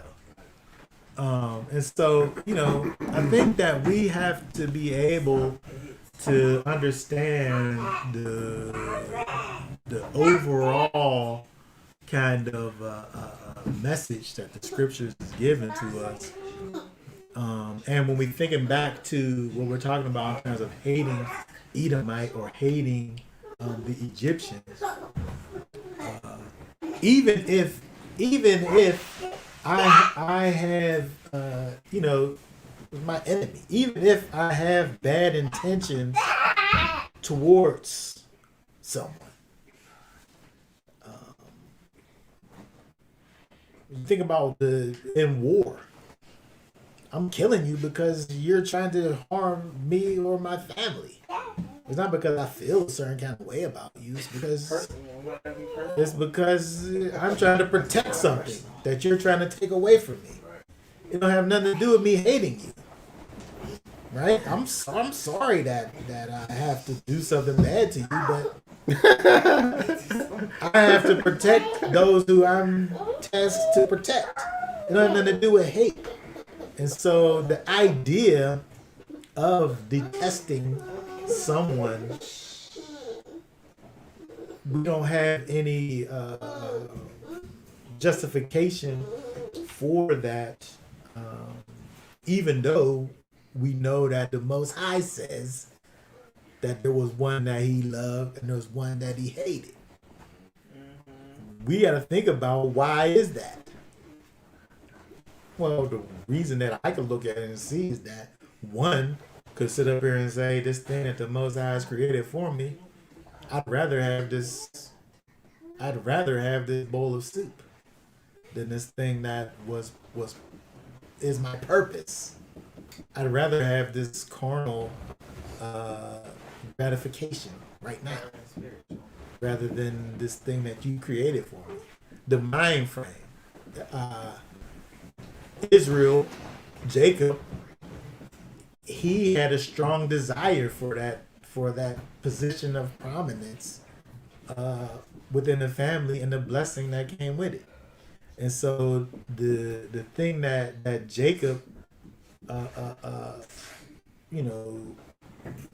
lifted up and thought of as this wonderful thing was something that Esau, he had no thoughts of.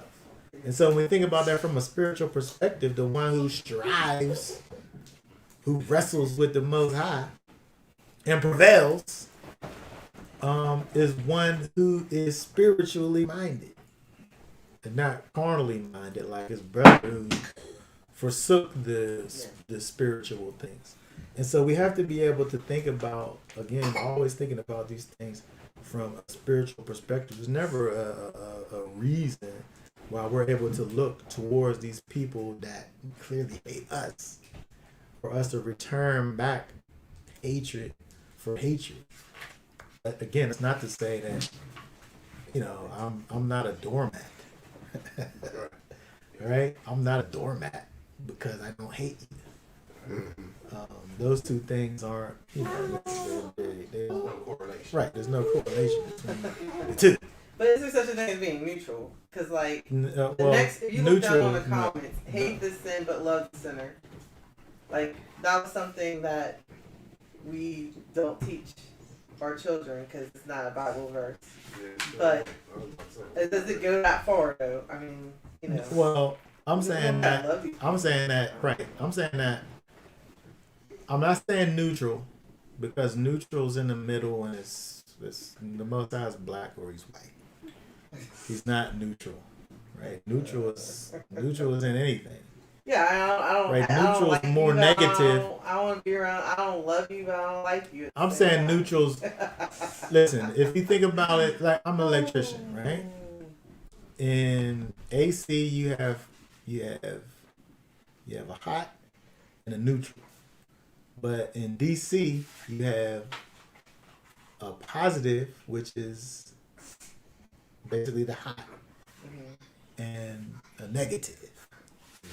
So essentially, when we think about it, neutral's negative. Wait a second. You didn't say neutral on DC. Yeah, DC. Because we don't say that it's neutral. What do you say? We say that it's negative. Oh, well, where's the ground at? The ground is a whole other thing. Oh, well, I want the ground plug one then. Well, listen. The point here is the point here is that there's a plus and there's a minus. And there isn't a neutral. The neutral is minus. Oh wait, that's what I'm getting at. Where's the ground? The ground is a whole separate thing.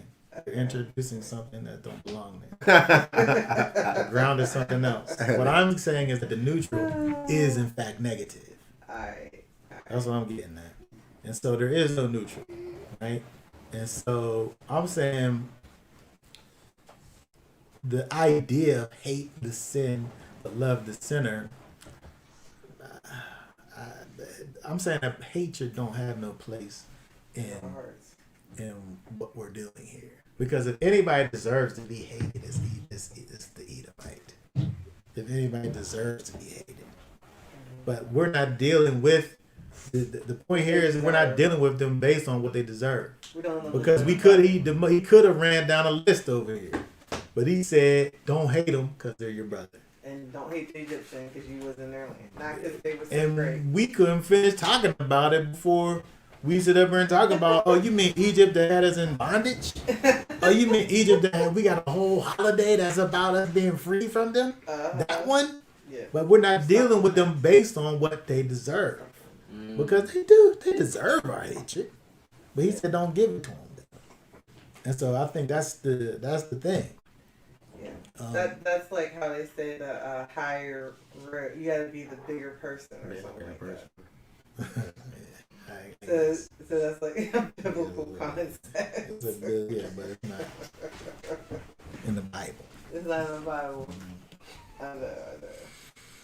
My mom used to say to me all the time, if it wasn't for the Most High, well, she don't say the Most High, she said Jesus, but if it wasn't for Jesus, she would hate white people. You know what I mean? Because of, just the way they are, the way they treat, you know what I mean? And that makes sense. But, the Most High, even when he used to send the armies of Israel to destroy this, wipe them people out. Yeah. He never said to hate them. Yeah, because it wasn't about that. Following the orders was just to wipe them out because it's their time. Yeah. Right? And it's about the protection part of it. Right. It has nothing to do with how you feel. Right. Listen, can we please? We're not robots by any means. But we have to get to the place of taking emotions and putting it in its place. The Most High not dealing with how we feel about this or that, right? Because emotions is going to send you down the wrong path. Definitely. Every single time. Again, we're not robots. We're human beings, and we have emotions, and emotions are real. But we can't live our lives based on the reactions of the way that a particular situation makes you feel. I can go through the day and feel like I want to slap somebody at least 3 times throughout the day. I feel like I want to slap somebody. But I'm not out here slapping people. Exactly. Right? I'm not out here slapping people. You control your emotions. I control my emotions. Sometimes people, I feel like people in their ignorance say and do things that sometimes it's ignorance, sometimes it isn't. But I'm able to live my life and not have it be something that dictates the way I behave. And he's trying to teach us that, I believe, with these verses over here. Mm-hmm. He's not saying that they don't deserve hatred. Mm-hmm. He's saying you just don't hate them because they're your brother. We're forced to remember what Egypt did to us every year. We're commanded to remember it. The Most High describes himself to us by the fact that he rescued us from Egypt. But don't hate those people, though. That's what he said. It don't matter how evil and wicked they are. Don't hate them.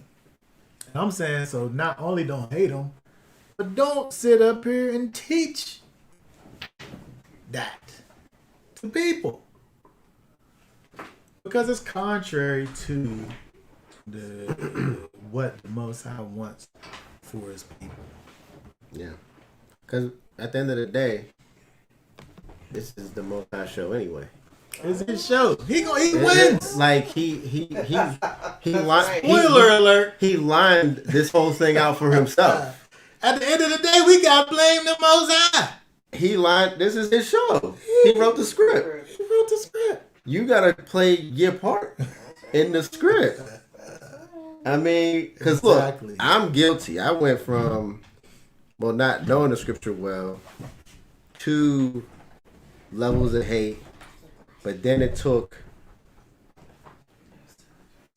and the Spirit worked with me to be like, he said, it really ties back to our disobedience. Mm-hmm.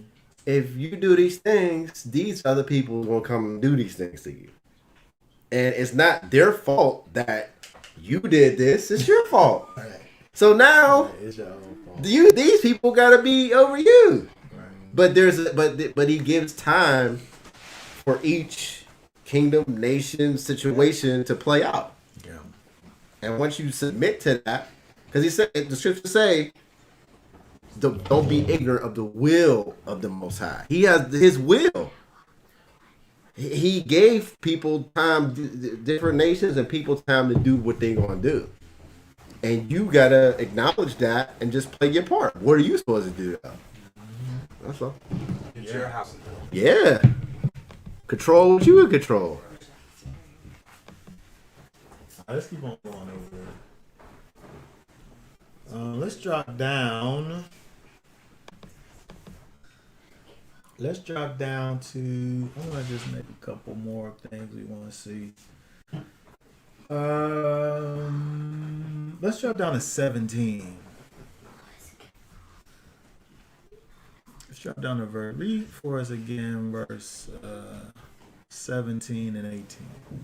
It says, none of the daughters of Israel shall be a cult prostitute, nor any of the sons of Israel be a cult prostitute. Do not bring the harlot fee of a whore, or pay of a dog to the house of Israel, your Elohim, or Yahweh, your Elohim, for any vow offering, for both of these are an abomination to Yahweh, your Elohim. Okay, so it's interesting that when we think about, like, first of all, let me just see this over here, because the scriptures is making this be specific. Because he did have this prostitutes that was specifically connected to idolatry, and then just regular ones. So this is kind of just seems like it's a regular one here. I'm saying a regular. It's a regular prostitute. Oh, BBD says temple prostitute or harlot.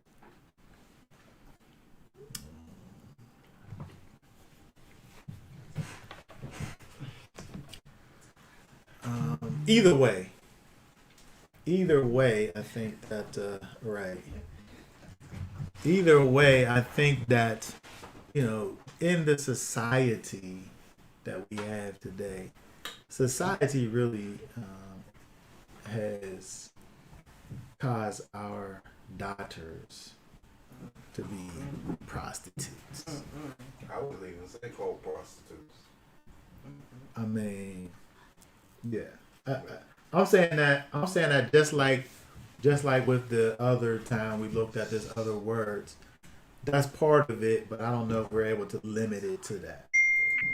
And so I think that it's important for us to be able to recognize kind of the way that society, has taken the minds of our young daughters and even our young people in general, because you have not only the daughters who are out here who quite frankly they look like prostitutes. Yeah. But I mean, yeah, all of it. it, they behave like it. But prostitute, you can't be a prostitute if it don't have a buyer, if it don't have the person, right? So it's not as if you could just look at the one side of it. We have a society that kind of promotes this thing where our daughters are like billboards for their for their product. Instagram. Yeah, definitely. It's terrible. It's terrible, and it's a huge thing where people just are advertising themselves for what? Well, Instagram now is the official place to where you can scroll and buy. It's the official place. It's like that's the princes from Dubai are scrolling Instagram and paying for people to come over and do all kind of weird, crazy things. Like, It's crazy. it's the official cult place. Mm-hmm. And when we look over here at, again, we can't look at this and say, well, we don't have cult prostitutes. We don't have prostitutes that sit by the side of the temple, and are connected with some type of religious custom or whatever. So this don't apply. I'm saying from principle standpoint, for the way that these.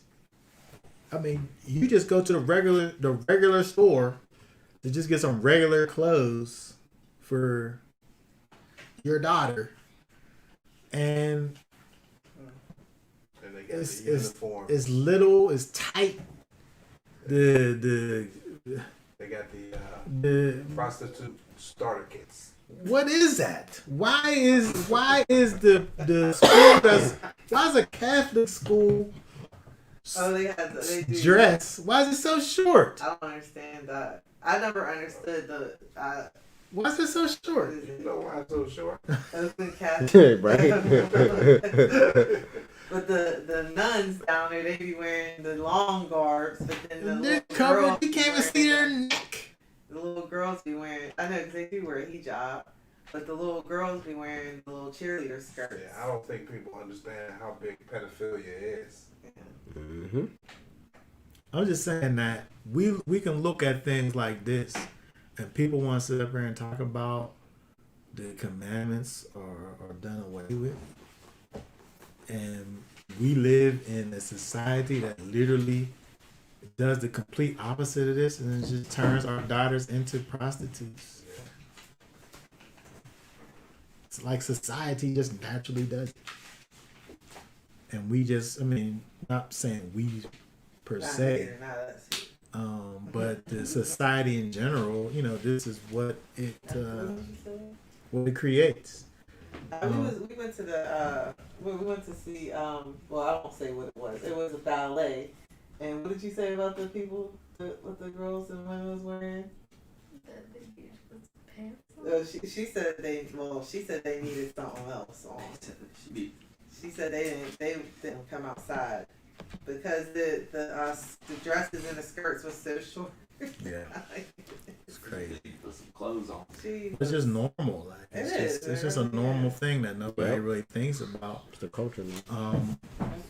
But we, as Israel, should in fact think about it, because we see over in the commands that He's the Most High specifically is instructing for us to not to have our daughters to be these billboards Or even we selling talked their about bodies. we talked about dating and the worldly definition of dating. It's just a package, You don't even have to take the girl out to McDonald's or anything. it's just a package deal. And I mean, taking them out to McDonald's is nice, but you know, not really happen. But you know, whenever you give knowingly allow your child to date a worldly guy, there's things that's attached to that whole. Even if it's not even a title, now there is a title. Even now, it's even a greater thing. And you know, we have Hebrews out here who are just so naive and they think your child is just this great little girl or whatever. But you literally are giving your child, your daughter, into the hand of the enemy. You started a timer. You push start on a timer when you allow your quote unquote Israelite daughter to go out here and date these non-Israelite people. You started a timer, and it's a matter of time before that thing reaches zero, and them people are doing what young people do. Yeah. You know, and that's the same thing, right? It's the same thing. It all goes back to you causing your daughter to be a prostitute, because you know a prostitute gives herself to people without there being any connection. Yeah. There's no strings attached. And he's not making himself part of the nation. No, and it's not part of our culture. We don't do such things, right? I'll give my daughter to her husband. And that's it.